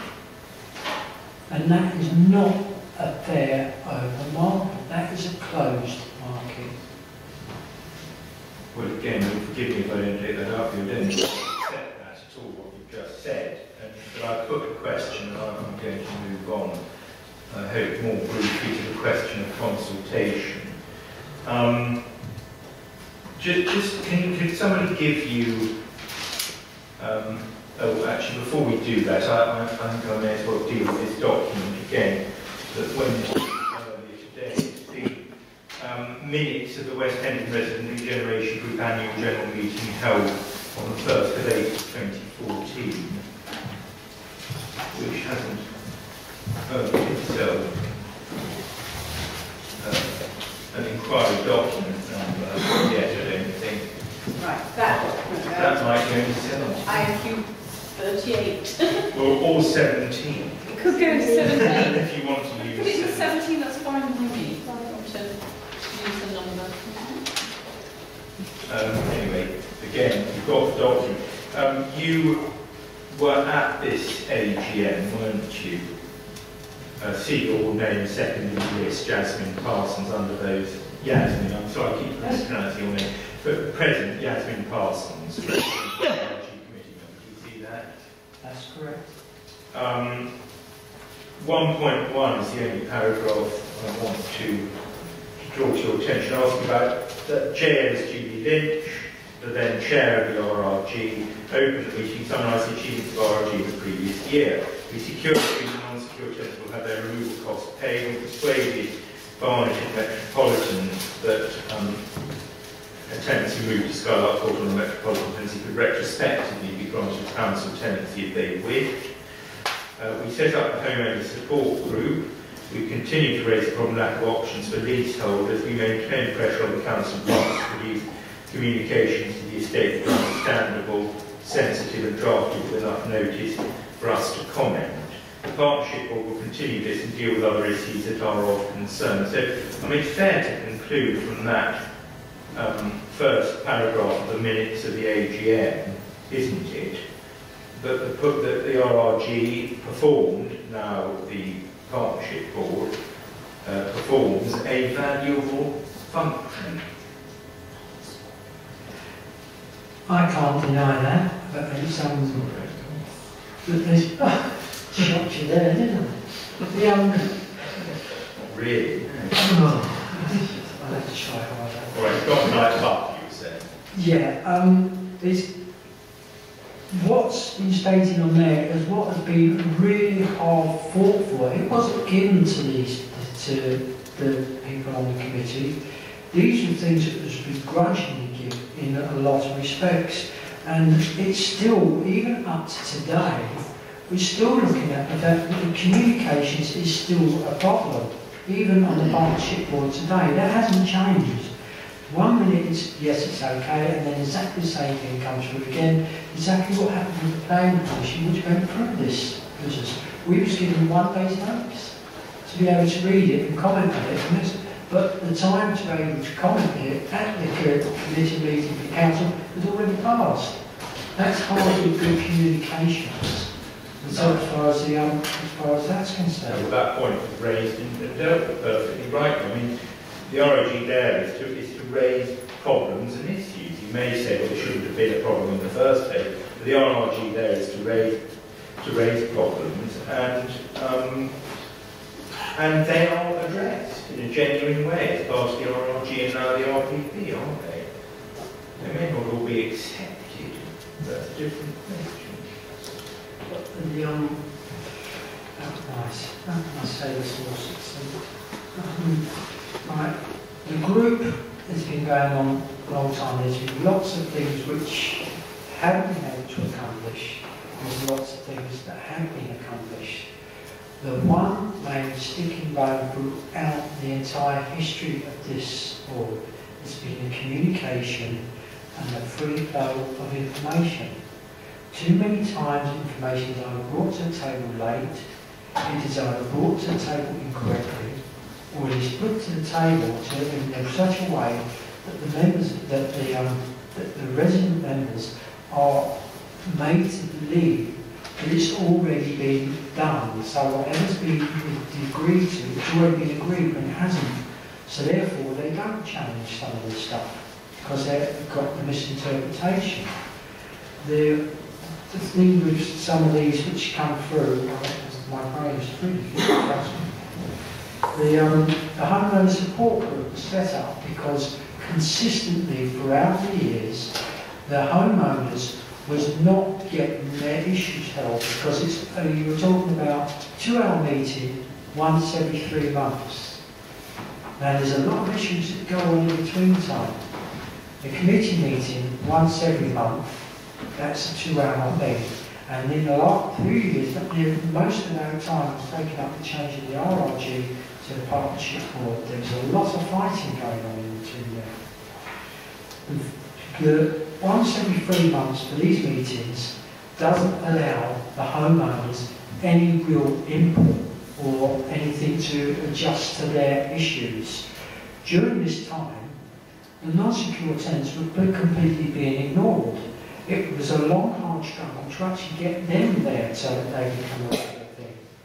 And to say that 2 hours every 3 months is sufficient, it isn't. Not with all the issues which all the individuals, whether they are doing individually or collectively, can cram into 2 hours. Otherwise, we've been able to do it here. So it gives you a perfect example of what goes on. And that's the nature of the beast as far as public meetings are concerned. There needs to be more. And so I go back to, again, throughout the history of this, to my knowledge, is the fact that the communications and the information has always been bad. It's been sporadically good, but on the majority, it's always been to the detriment of the residents who have been living on the estate. You'll find on the corner of your table, just down here at this end, that Mr. Simons has just put a couple of documents on the table. Could you purpley? No. This purple thing here. Oh. If that is purple, I'm not convinced it is, then you've got the right document. The one I really want to ask you a little bit about is dated March 2013. Can you just tell me what they are? I'm so sorry, madam. Yeah, CDP 16.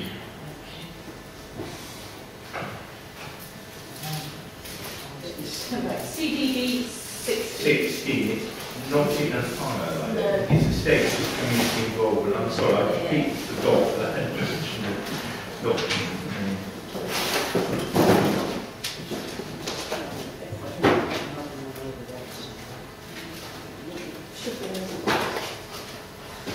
If it's in order, it's not too horrific. It is in order then.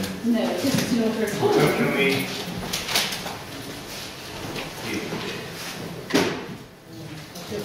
It's a pair of quite thin... 16 and yeah, so there's 16 all attached to yeah, the file. Thank you very much indeed. This is a statement of community involvement that went in with the planning application, and there's an addendum dated June 2013. So the slimmer one is June, which I'm setting aside for the moment, and the fatter one is March. So, do you want the March? The March one, please. And on page 6, and I'm just going to give you an opportunity to comment on this rather than go through it in great detail, but on page 6, if you can find that in the bottom right-hand corner of page 6, there's some pictures on it. Yeah, that's the one, I can see you've got. Right, page 2, consultation on new application at the top of the page. I've got that. So this explains the consultation that took place, and if you look at it says community engagement. This is the third paragraph down. Community engagement is carried out in 2 stages. Stage 1 was. Do you see that paragraph? Oh. Thank you very much. And then I won't read it out because it included meetings and a public consultation then. Stage 2, culmination of the public exhibition held in December. That was December 2012. All right? So there was a public consultation event and a public exhibition. And I think to cut this potentially rather passing through this document short, if we go to page 11, please. Page 11. Did you want to comment on that? I haven't asked you to comment on that at the moment. I'm just drawing your attention to bits I do want to ask you, but I promise I will put a question. Page 11. Sorry? I won't. Page 11, the public exhibition. Do you see in the middle of page 11, the public exhibition was held in the community space, Wednesday the 5th, Saturday the 8th, yeah? You see it's right in the middle of page 11. And then over the page 12, over the 2 days, 116 visitors signed our visitors book, but approximately 180 attended the exhibition. How many on Thursday, how many on Saturday? Barnet received 33 feedback forms on behalf of 38 people during the exhibition, 5 more since, 6 emails and 8 telephone calls. And then there's a number of pages where a number of matters are dealt with. Let's not get into the details of this. the question I want to put to you is that the consultation that formed part of the planning application process, Ms. Barton, enabled those who wish to do so, that is people who live on the estate and who wish to do so, to see what the proposals were and to comment on them, didn't it?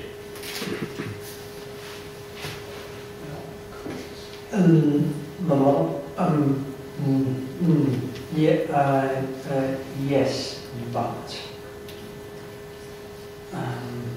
You definitely gave a hand at this.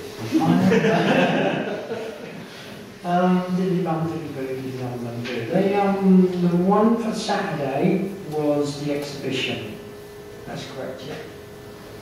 That's the well, there were two, weren't there? Yeah, the one for Saturday not long gone was the exhibition, and then you're saying the previous one. The previous one was the consultation event. I mean, so I did pass over this, and I perhaps should have done page 7. Right. If you look at page 7, about just below halfway down to page 7, the consultation event, that's as opposed to the public exhibition, was held on the 27th of March in the community space. There were 11 large-scale information panels, 9 representatives from Barnet, A4 feedback forms were available. Over the page, 70 people attended, 50 from the estate. So that was I'm afraid I checked, the 27th of March was a Saturday, it may well have been. The other event was on a Wednesday and a Saturday. So the point I was putting to you was that the consultation leading up to the planning application enabled residents who wished to do so to do two things: to see what the proposals were and to comment on them. Yes, but, you said. That's correct. Okay. This one was held at 189. Yes. This is the one which they advertised as an exhibition and then changed to consultation after it had taken place, because this is the one which the committee actually complained about and asked them to change it. This is also the same meeting in which I did a double-sided 84 only, which got lost, and it got found 2 months later because I was able to produce a copy of it, because I took it away first, photocopied it, and then when I was able to produce it in the meeting, the planning office found it. All right, thank you. The then followed, after those events and the planning application, didn't there, publicity, there was publicity about and consultation on the planning application itself, wasn't there, in accordance with the statutory requirements for what's called an EIA application. That is an application that was for environmental impact, that had to be assessed for its environmental impact. Those statutory processes were gone through, weren't they? I will have to, I'm not sure about all of that, so I'll have to say that what you're saying is correct. Well, still finish on. Were you talking about when you start putting notices into newspapers and all that sort of thing? Just talking about the consultation process for the planning application, statutory process that's necessary to go through. What I was suggesting to you was that the statutory consultation processes on the planning application meant that the planning application itself was publicised and estate residents had the opportunity, if they wanted to do so, to comment on the contents of the planning application. Right, okay. I believe the council put out what they was minimally required to do. They put notices in local papers which do not get delivered to the estate. They know that they don't get delivered onto the estate, so unless someone actually went out and bought the local papers, they wouldn't get them. There is no national press or radio coverage for it. They stuck out, I believe it was 9 notices around the estate that was basically that size with that, obviously bigger writing, but it was on only, I believe, they did, I don't know how long they was up for. They did have, they did put out their own newsletter in February, but they did no mention of as the rights for the residents to raise questions against the with the planning application. They did, however, inform them that the planning application had gone in. And as far as the letter which come through the door, I wouldn't recognise, I mean, usually everything you've got from Barnet or that usually has a Barnet header on which says, okay, that's the review from Barnet. What Barnet sent through was a letter with blue writing on, which is very hard for me to read. It also didn't have nothing from Barnet on. It didn't have no main title telling you what it was, and it came from Quad, which, as you know, is the ordinary working person's nickname for prison, which is appropriate for what it is on the estate at the moment. But that was it, that was the official letter. So unless you actually knew what you were looking for, you'd have done what I did, because I only realised what it was after trawling back through a lot of letters, was that was to do with the planning application. It didn't say on it, Barnet Council, planning application, blah, blah, blah. It just had Quad. And that was it. It was a totally unrecognisable letter, which had actually been sent out. Funny that 341 people managed to realise that it was about the planning application, isn't it? Well, lucky them, because I wasn't one of them. Look, let's go to CDP 34, which is the officer's report. Quite briefly, if we may. I don't do this in submission, but I think I do want to talk this to. Just turn first. So this is CDP 34. So you don't worry, you've got the right document. You've got the right document there. If you can find page 14, there's a page pre-application consultation. Just first of all, so page 14. There are 2 pages that describe the pre-application consultation, and I've asked you as much as I think I need to about that. So I just know that that's there. I'm not asking you questions about it. If you go to page 26, please, page 26, you should find a heading about a third of the way down the page for statutory and non-statutory consultation responses. Yeah? Now 4.1, over 806 or 8,060 local residents' businesses were consulted by letters posted on the 2nd of April. These are the ones that apparently didn't refer to the planning application. Is that right? I'm sorry, I've lost you. 4.1 is just below the heading statutory and non-statutory consultation. Yeah? 4.1 consultation requirements, it's stated twice, for some reason or other, it doesn't matter. Over 8,060 local residents' businesses were consulted by letters posted on the 2nd of April. It was advertised in the press on the 4th of April, 9 site notices were displayed. So there were over 8,000 letters, but you say that they didn't refer to the planning application at all. And they just said Quad. I mean, that's probably right. What are you saying, isn't it? What I said, and I apologise for not making it clearer, is that it did stay at the top as what I said there, is you've got the normal Barnet, and you know the Barnet, and then it would have a planning application. It did apply to the planning application, but it wasn't a reference. It had Quad at the top, which I didn't recognise. It had blue writing on white background, which is very difficult for me to read. And unless you actually sat down and you actually read it, you wouldn't realise what the letter was about. And like I say... Well, that's true of all letters, if I may say so. Unless you read them, you don't know what they're about, do you? But I can tell what they are from the very heading, as you have done here with page 26, statutory and non-statutory consultation responses. I know what you're going down to, but that was missing off the letter. There wasn't any of that. That was why I didn't take a lot of notice of it. So it said Quad, it had blue writing. but it did mention the planning application. Is that your evidence? It would have mentioned it in the letter, yeah. Good. All right, now, let's move on. Then there was it says a further round of consultation. I'm back to the same document, that is the report. Following receipt of additional information from the applicant, in the middle of that page, over there, yeah. Right in the middle, following the receipt of additional information from the applicant. So that's immediately after the paragraph I've just read out.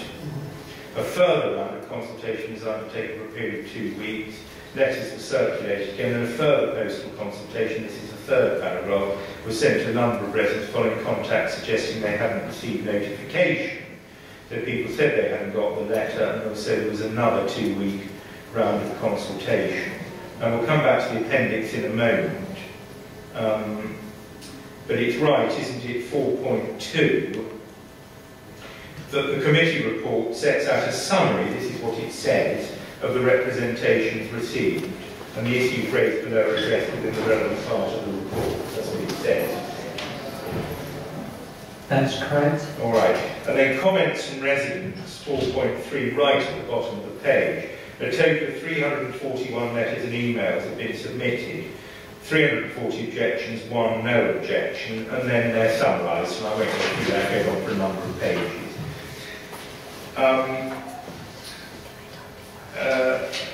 Can we turn to page, and this means going on quite a long way in the document, can you turn right on please to page 221?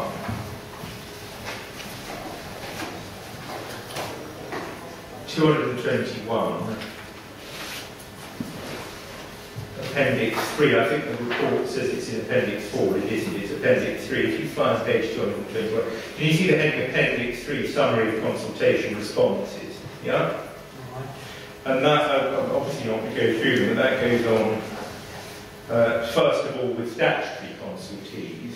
But then if you turn to page, I think I've got a reference to this, 253,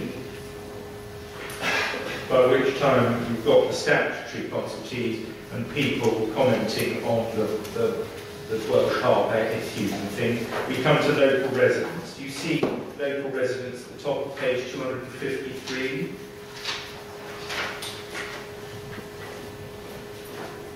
Yes. And then that goes on.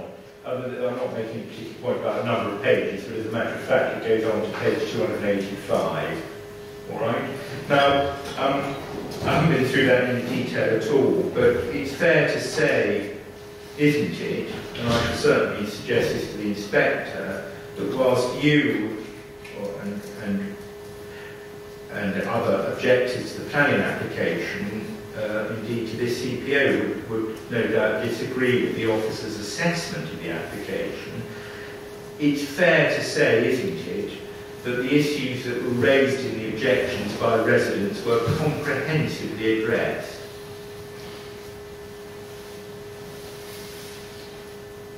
Could you expand on I can repeat it, I'm not trying to expand it. What I'm putting to you, I'll probably hedged it about too much in the first question.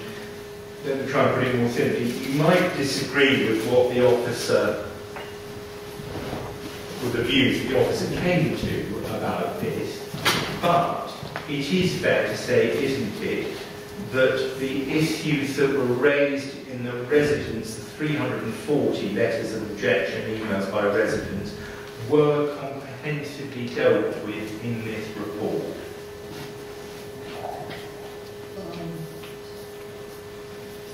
Well, I can agree that they were comprehensively listed.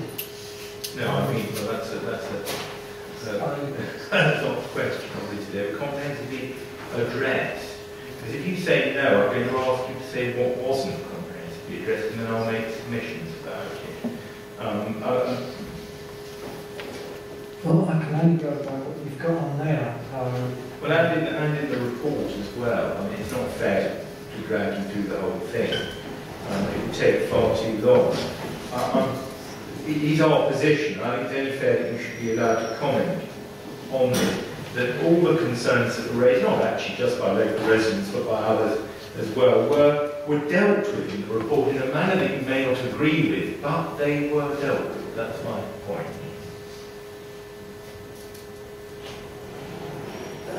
I suppose if you want me to say yes, I'll No, say you can yes. say what you want. Well, In a sense, I don't mind what you say because I know what my submission is going to be. I'm just giving you a chance to comment quite seriously. If you well, want to say you don't know, that's fine. It's just I need to have an answer from you that's clear one way or another. I don't know. I know that what's been shown to me is obviously the people's issues have clearly been listed. Exactly how they've been dealt with, I don't know. But yes, it's there, and I can see it. Well, having a quick look, I can see there are plenty of issues which they've listed. So, That's a perfectly fair answer, and I shall leave it at that. Thank you very much indeed. Just give me a moment, would you?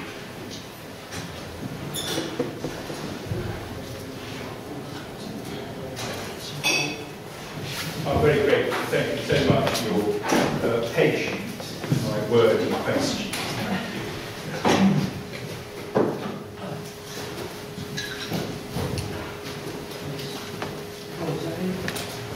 Just want to go on the moment. Check something time.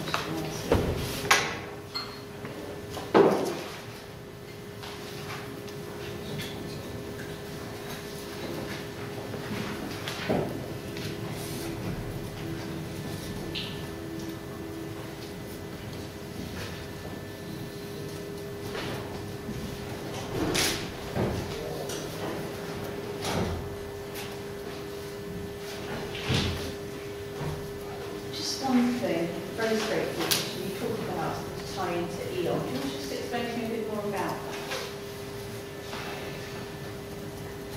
the tie-in to Eon is basically what happened with Skylark Court. We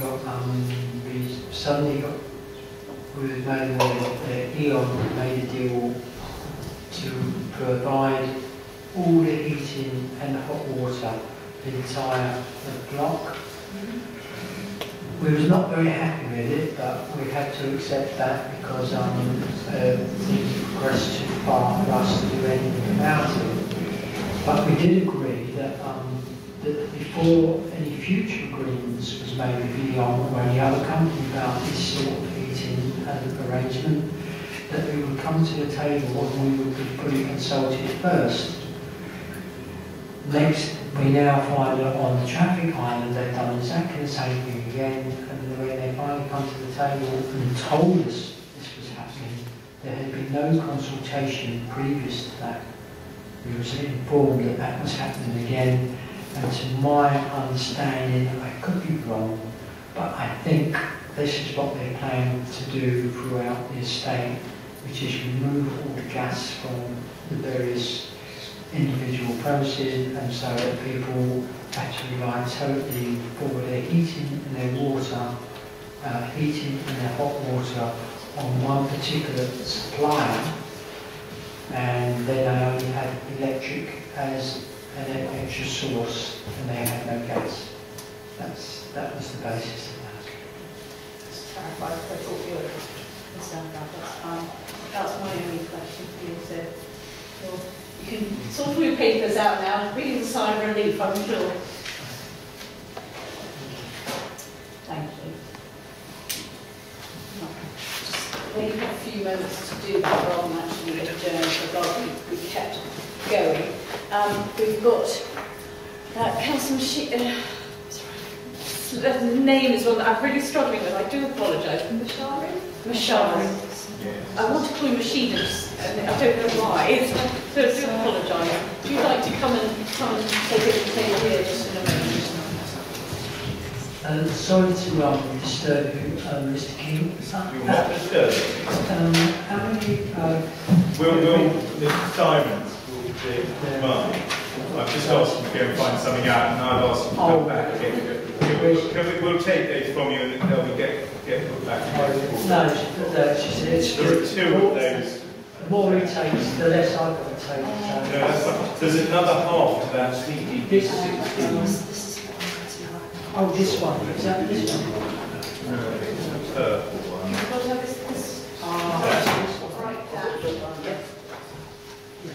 Thanks very much. Thank you.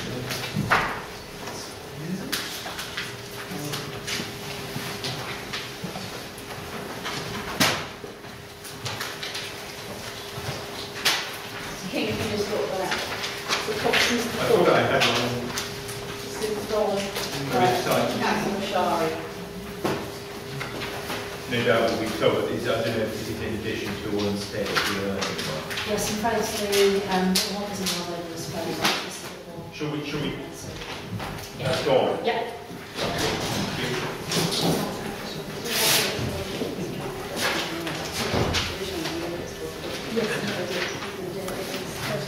Just 34.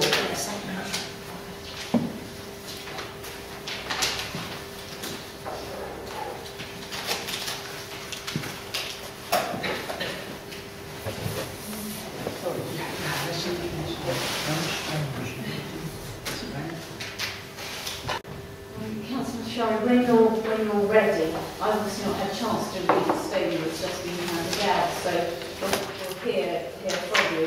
As I said to everybody else, we're here purely to deal with the compulsory purchase order and nothing else. And the evidence really here oughtn't to repeat something that we've already heard. I know you've not been here, so that might be difficult. So as long as we're not spending too much time going over things we've already gone over, that's fine. So in your time. Thank you, Chair. I'll try not to be repetitive and I'll try and be as concise with my remarks as possible. I do feel that it is in the interest of this inquiry to get the Brent perspective on this, given the scale of the opposition from Brent to this development and the impact that the development will have on Brent. Half of the Welsh Harbour, of course, falls into the London Borough of Brent. I think I'll just begin by saying that I've grown up around the Welsh Harp area.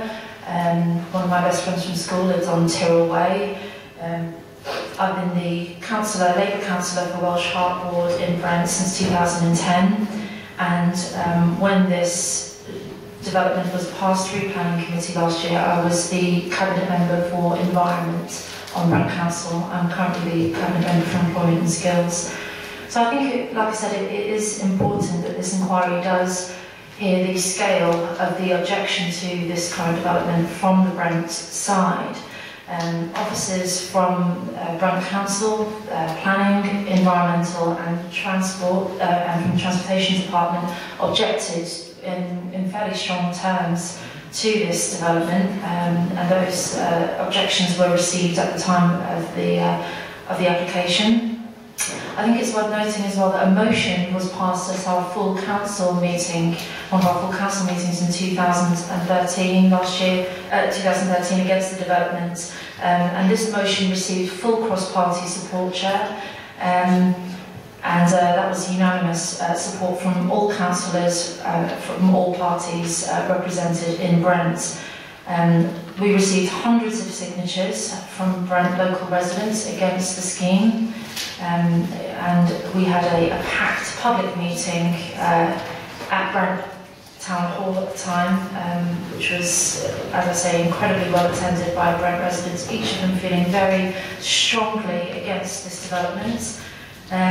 We also submitted a joint letter from leaders of the three main political parties in Brent, alongside chairs of key residents' associations to the Mayor's office.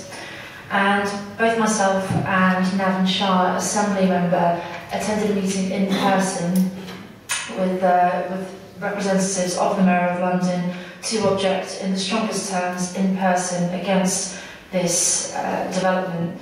So, like I say, Chair, I do believe it is important that this inquiry notes the scale and fervour of the objection from the Brent side, both from an officer and cross-party political perspective, as well as from the residents. And I don't believe that those concerns should be taken lightly or ignored. I'd like to move on to point 2 in my statement, which was irregularities at the Planning Committee meeting as I saw them, which I did raise at the time, and I hope were minuted at the Planning Committee meeting. I do feel that those irregularities, as I perceive them, are relevant to this inquiry. It was noted at the time by myself and several other speakers at the Planning Committee that the officer's presentation of this scheme was extraordinarily lengthy in time. I believe it was at least 20 to 30 minutes, which during my time as a councillor, I've never seen or heard anything quite like it, Chair. It was what I would describe as a hard sell. The points were put across very vehemently in favour of the development. I don't believe that there was a balanced picture, which I believe you would expect from professional officers of the council. I don't believe that we did see that, and as I say, I was not the only person at the committee meeting who noted those concerns, and I do believe that is an issue of concern for this inquiry.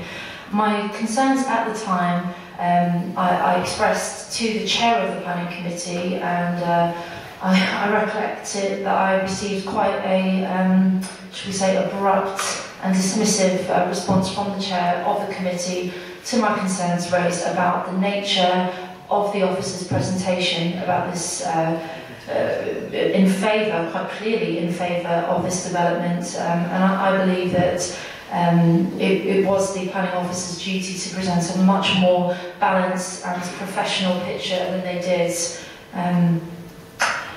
So, yes, those concerns were ignored quite rudely at the time. Thirdly, I'd like to go on to the environmental impact, and I'm sure members of the inquiry here have heard in some detail from other speakers as to what the concerns are in terms of the environmental impact of this development on the sites of special scientific interest. It is the only SSSI in Barnet or Barnet.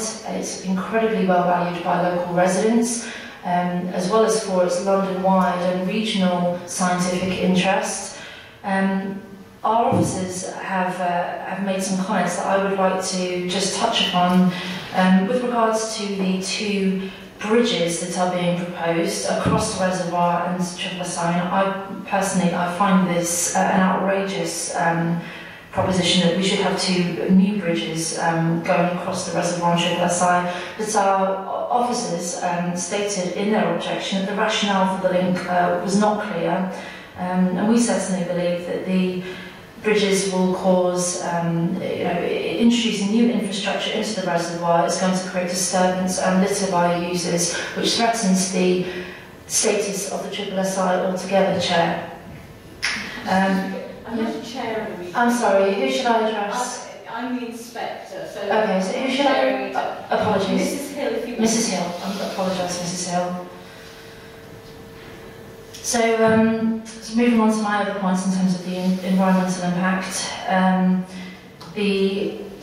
won't list all of them, they are in front of you, Chair. Miss Hill, sorry. And they are detailed in the response that Brent Council officers gave at the time of the planning decision. What I will touch upon, as I have with the rationale, the question hanging over the rationale for the bridges, which our officers noted, was also the term characteristic urban wildlife, which is used by the developers. This term is picked up upon by our officers in Brent. And we feel, both from a political and an officer perspective, that terms like characteristic urban wildlife are just so far off the mark in terms of understanding the significance and the complexity of the wildlife and biodiversity in the Welsh Harp Nature Reserve. And certainly our officers felt like the developers were consistently playing down the national and London-wide importance of this biodiversity site. And as I've said, Ms Hill, I believe that the environmental impact is so strong that we could risk losing the SSSI status of the Welsh Harp altogether, which would be an incredibly regrettable and irreversible change if that does happen, which we consider extremely likely. I'd like to briefly touch upon transportation and local infrastructure concerns. Again, I won't quote our officers' concerns on this word for word.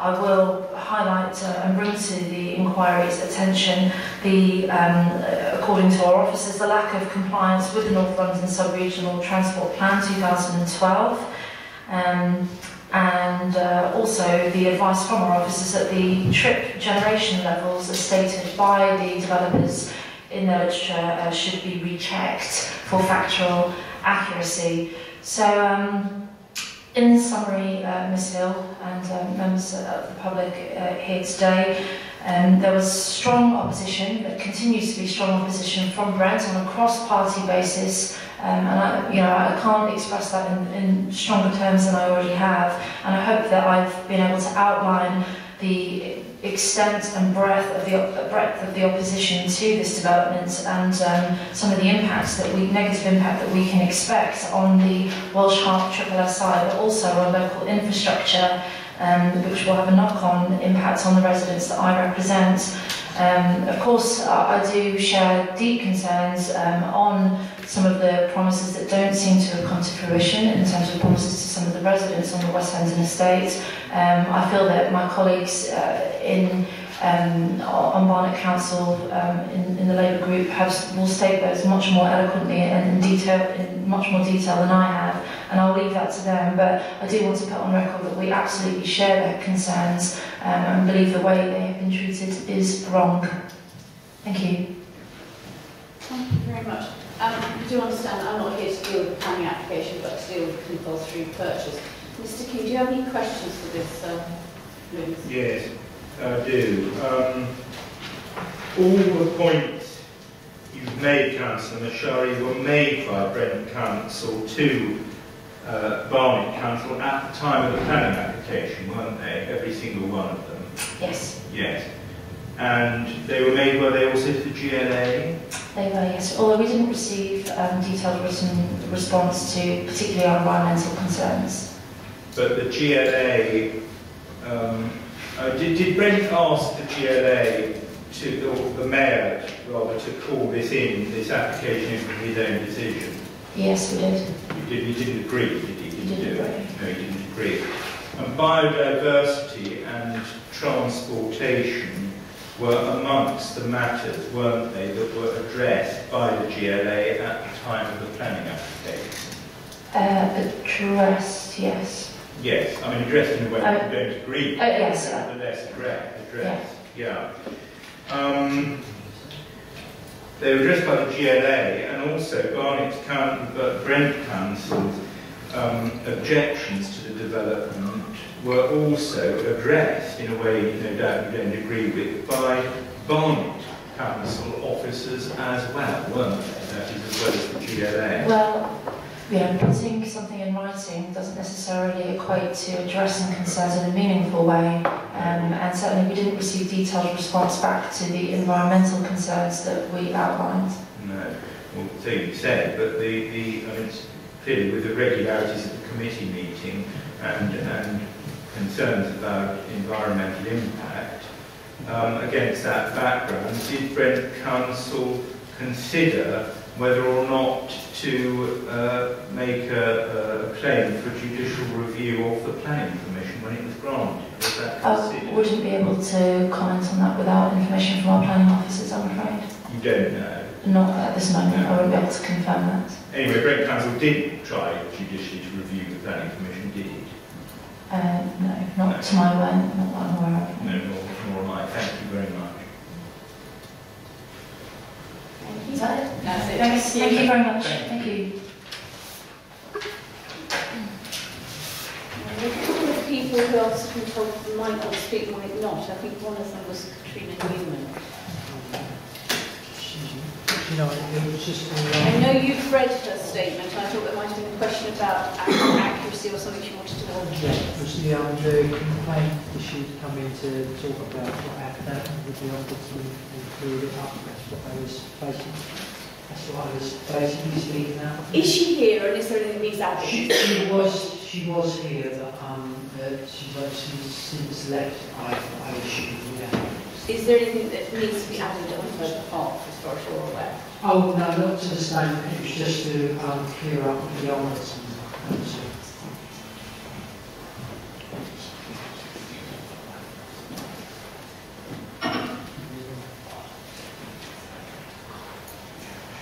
Is there anybody else who's here who's not spoken who wants to say anything now? Because we're getting to the end stages. Sorry, somebody there waving. I can't see because of the pillar. Sam. Oh, Mr. Sam. We've heard from you before, so it's something you're wanting to add? It's slightly irregular, but I'll hear from you if it's something you want to say. Do you want to have a seat?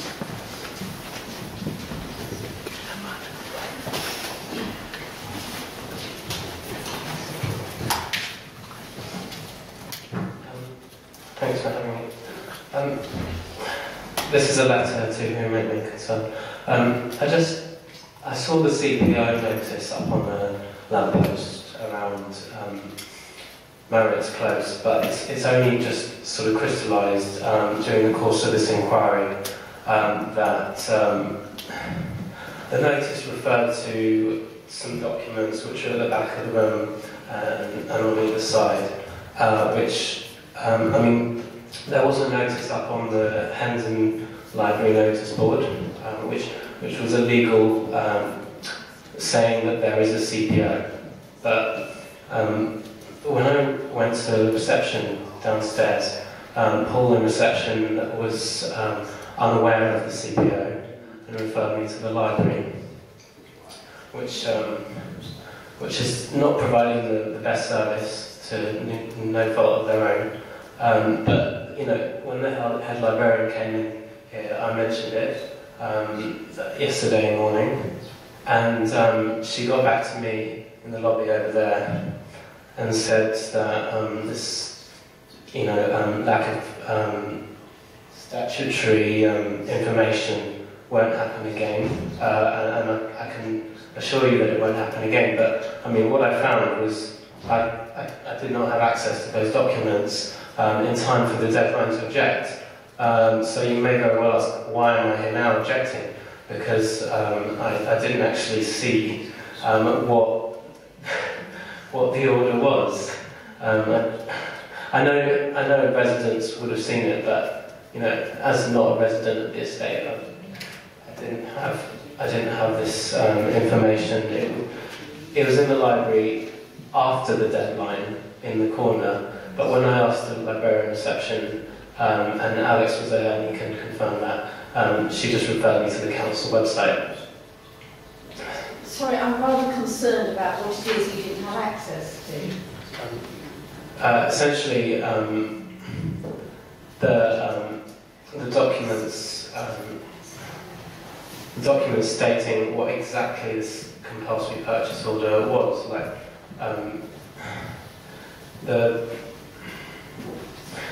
thing is, you know, a compulsory purchase order is one thing, but like knowing specifically what it is, I just had no idea what it was.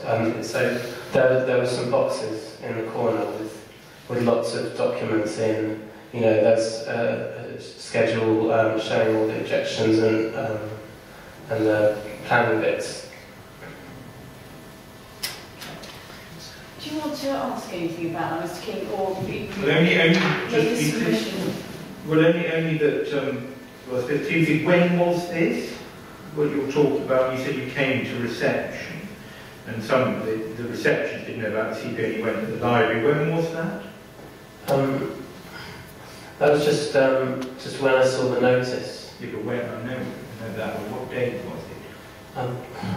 I'm not too good with dates, but you know, it was before the deadline for objecting to the CPO. So it was sometime in the summer, last summer, was it? Yeah, it was sometime around there.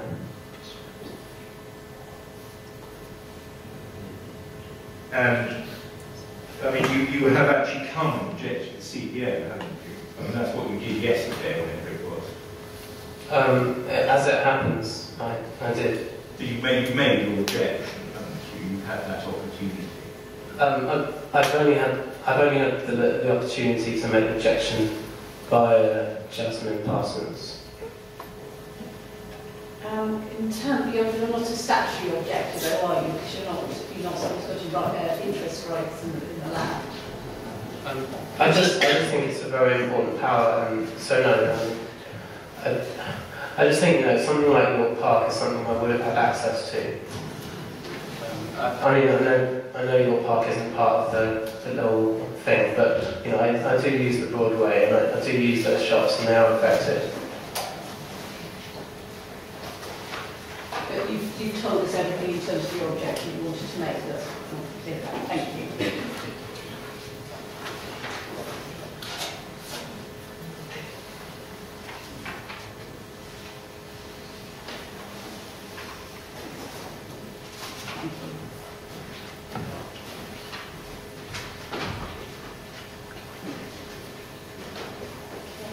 Anybody else who's wishing to speak? Sorry. You are? I'm Paulette, I've already spoken. You have. We shouldn't really be recalling people so unless it's something very important It's just that you just raise added. it from here. I just think it's really important to state that the times in which the compulsory purchase order details are advertised in are not delivered to the estate.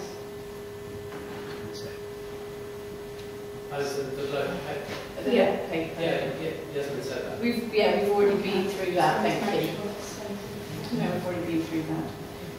This was Parsons. Oh, sorry, I wondered where she was there for a moment. Okay, right, we've got to the end really of hearing all the evidence. There will be one final sort of opportunity, I will say on Friday morning, if anybody hasn't spoken, there is somebody who hasn't spoken who's got a particular reason to speak who's a statutory objector, I would hear from them. But that is the absolute last time, so really I don't expect to hear from anybody now at all really. We've got the site visit to do, and we've got the closing submissions to do, so those will be on Friday morning. I'm intending to start here at 10 on Friday morning to do those. It's important that you understand the closing submissions, really it's only a case of anybody who is a statutory objector who wants to review the concluding remark. And to be honest, it's very rare that that would happen, but that's an opportunity I will afford people. But that should be a brief closing comment. It shouldn't introduce any new evidence whatsoever, and should simply say, this is the point I want you to take away with you. I won't allow repetition over those discussions at all, and ideally, anybody who's wanting to make a closing submission as a statutory objector ought to be getting a group together with other people to make sure that's brief and clear. That I'll then move on to Mr Knowles and Ms Parsons to make their representations. I understand Mr Knowles is likely to do that on behalf of both parties. The main submission will certainly be mine. I believe Ms Parsons will probably have a little bit, but no more than a page or so. Closing submissions I do expect in writing, and I expect them to be emailed to the office, and that's to Jenny Tynan. After we've heard from the objecting side, we then hear the final comments from the acquiring authority, and it's their right, and that's how the order runs. It's a straightforward procedural matter. I will hear their closing submissions, and that will be the end of the event in terms of what goes on here. Just in terms of position for tomorrow, we need to agree what is going to happen in terms of the site visit. It's important that everybody understands the site visit isn't an opportunity for any more discussion whatsoever. Everything that has to be heard in a public forum, so it's being heard here. The site visit tomorrow is simply a case of being an opportunity for me to see what needs to be seen. So I will expect somebody representing the acquiring authority, somebody representing the objectors, possibly a couple of people, and that will be it in terms of going around and looking at the site. So we're a small group. Obviously, where we're talking about going into householders' properties, where people have invited me in or asked that I specifically go and view from their premises, it's the case that that's only on the basis they're happy with that, but equally they have to be happy with that and that I'll be accompanied because everybody else has to see what I'm seeing. And as long as everybody understands those are very sort of clear rules for what actually happens on the site visit. Can I just mention on the site visit there will be 3 from our side. Mr Wilde, the planning officer, Mr Haynes, the architect, and Nathan Smith, who is with Barnet. I think it's important he goes actually to make sure you get access to various parts of the site if you want to do that. That's certainly not an issue. If we come to go into individual properties and people don't want a huge group... No, one can go in, absolutely. We are sure we well understand that. Thank you. In terms of the places that we want to look at, I've had a list handed in, and what I intend to do is just ask somebody from the acquiring authority and somebody from the objecting side to meet with me after this meeting to just set up a timetable for doing that. And then Mr. Norton will be able to contact the householders and make sure they know approximately when we're likely to be with them. But I don't see any point in doing that now because it's just a case of having to go through the paperwork and work out the best route. So I don't propose doing that in a full session, just do that afterwards. Okay. Is there anything else procedurally that anybody wants to raise now before Friday morning, because that'll be the next opportunity that we're all together? Yes, if this is procedure, you'll remember that I mentioned documents that we were in course of preparation. regeneration, I believe they're ready, and obviously I'd like to have those handed out now. Could we take a short, I'm sorry to inconvenience everyone, could we take a short break, so I just take instructions on what there is there anything else that's coming, and things like that, and then come straight back and we'll hand them out. Do you want 10, 15 minutes? Or 10 would be ample. Okay. Very difficult with this clock. Let's make it 22. All right, I'm very friendly.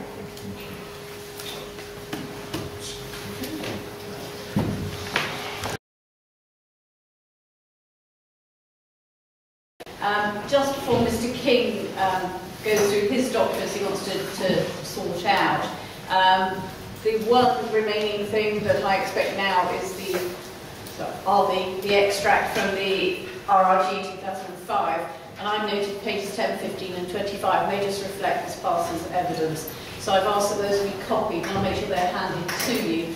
It may be they don't get to you until Friday morning. I wonder whether there's a possibility of you being able to email them, if they can be scanned and emailed across. Yeah, I can't. That would be helpful. So we'll hopefully get them for you tomorrow. That's fine. That's absolutely fine. Right, Mr. King. Right, just several things. The first thing to mention is that when Yasmin Parsons said that the letter of consultation on the planning application came from Quad planning consultants, the developers' planning consultants, we checked, and that's not correct. The letter of consultation on the planning application came from the council. It was dated the 22nd of April 2013, and it was quite clear that it was about the planning application.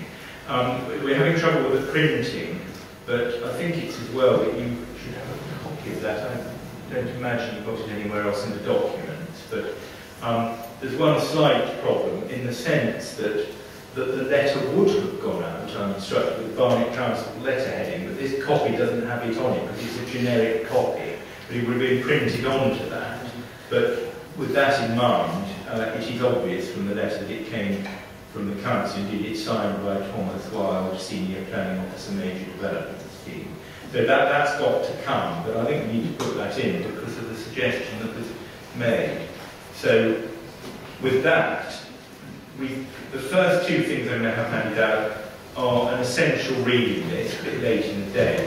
It might help you to find your way through the core documents when you're writing your report. You asked for that sort of at the start of the inquiry. I'm sorry, we haven't you recall that actually. I failed to follow that up, and I apologise. The other thing, we're going to number these as we go along. We can do. If we start by having the letter from Barnet about the planning application as the first of those ones, I don't know where you've got to. So I'm up to, so the letter would be number 38. For that. Fine. So the essential reading is 39.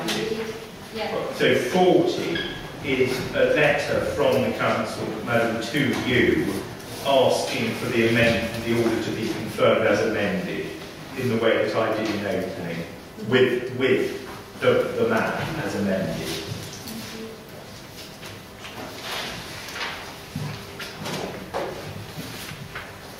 And that's 39 and 40. Now, the next thing can be a short email. This question of translations came up earlier, Madam, and you mentioned that this had come up at the pre-inquiry meeting, that the council were asked to sort of deal with that. And this is the email that Mr. Arai sent to Jasmine Parsons and Mr. Cadden, with a copy, in fact, of Mr. Knowles, about a few days after the week after or so, the pre-inquiry meeting, saying if anyone's aware, if any of the people who contribute themselves aware of any objective requiring assistance in terms of language barriers, please notify me in the next 2 weeks, and then we can take steps. And there was nothing back saying that translation facilities or anything needed at the inquiry. That's IMQ 41. IMQ 42 can be the bundle of capita correspondence.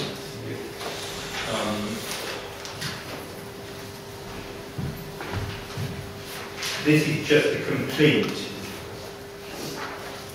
Mr. Watkins' bundle of correspondence. You had in his evidence the original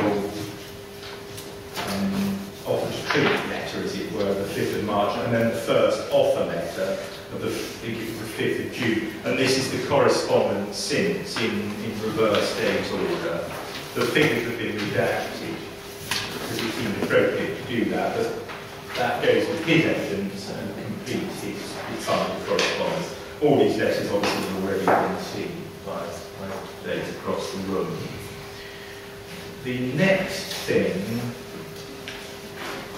is a note in response to the questions you set out in your note over the weekend.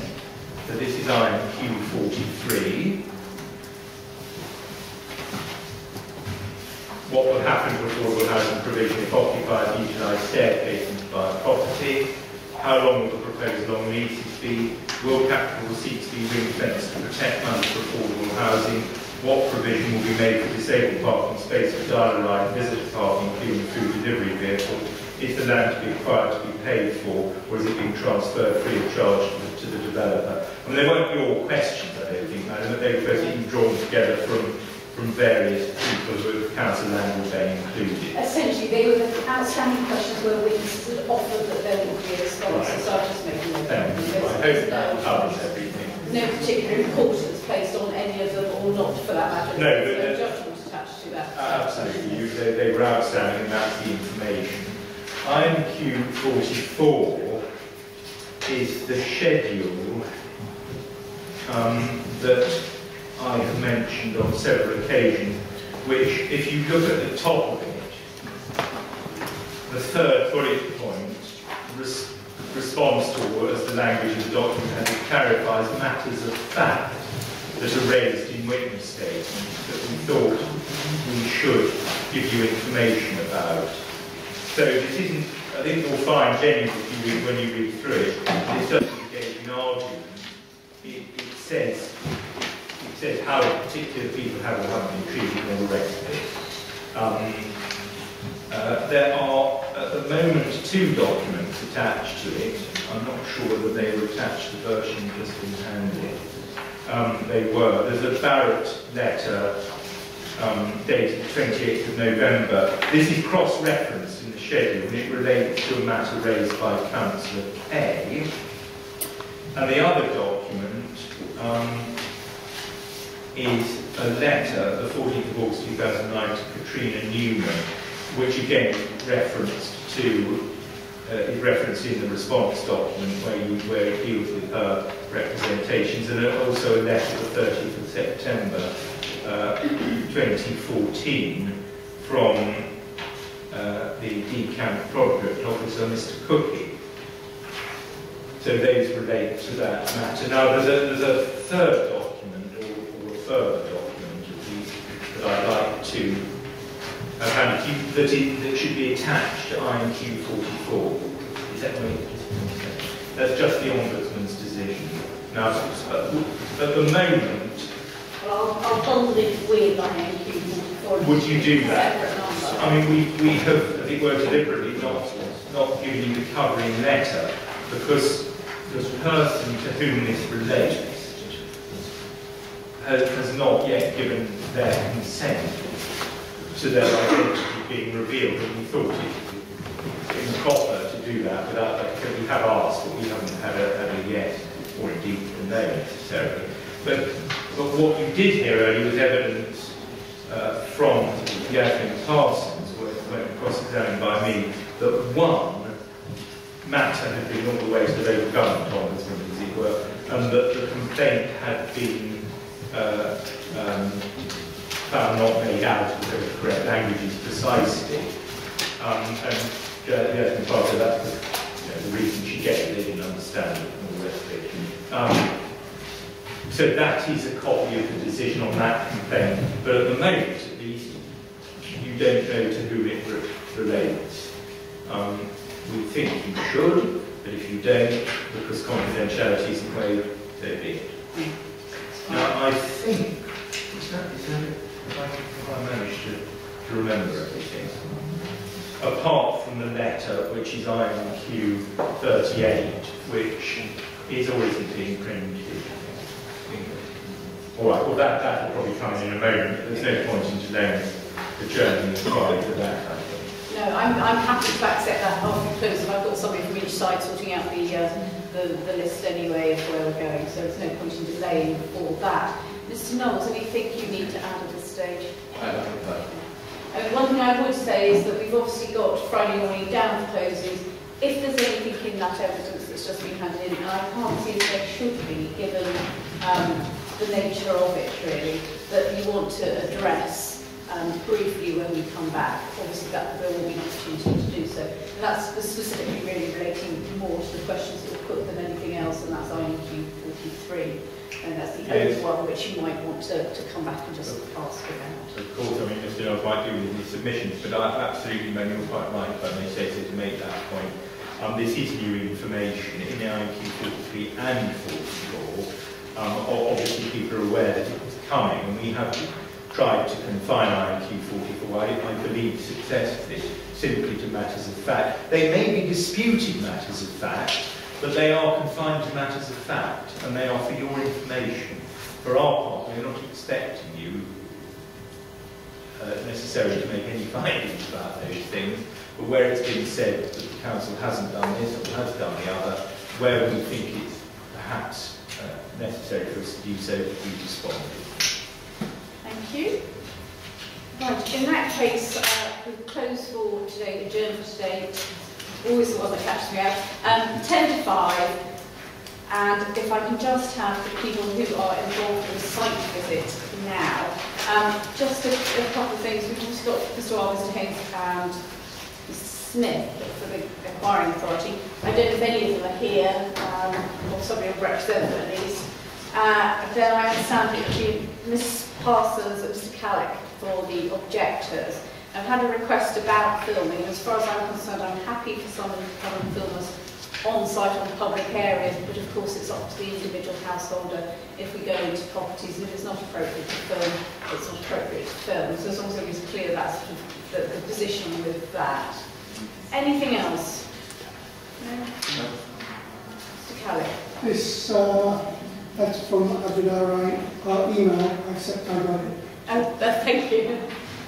A point of clarification. Oh, that's very helpful. In that case, I wish you all a good evening, and I'll see some of you back, I'm sure, at 10 o'clock on Friday morning in here. Those of you who are coming to the site, so we just gather around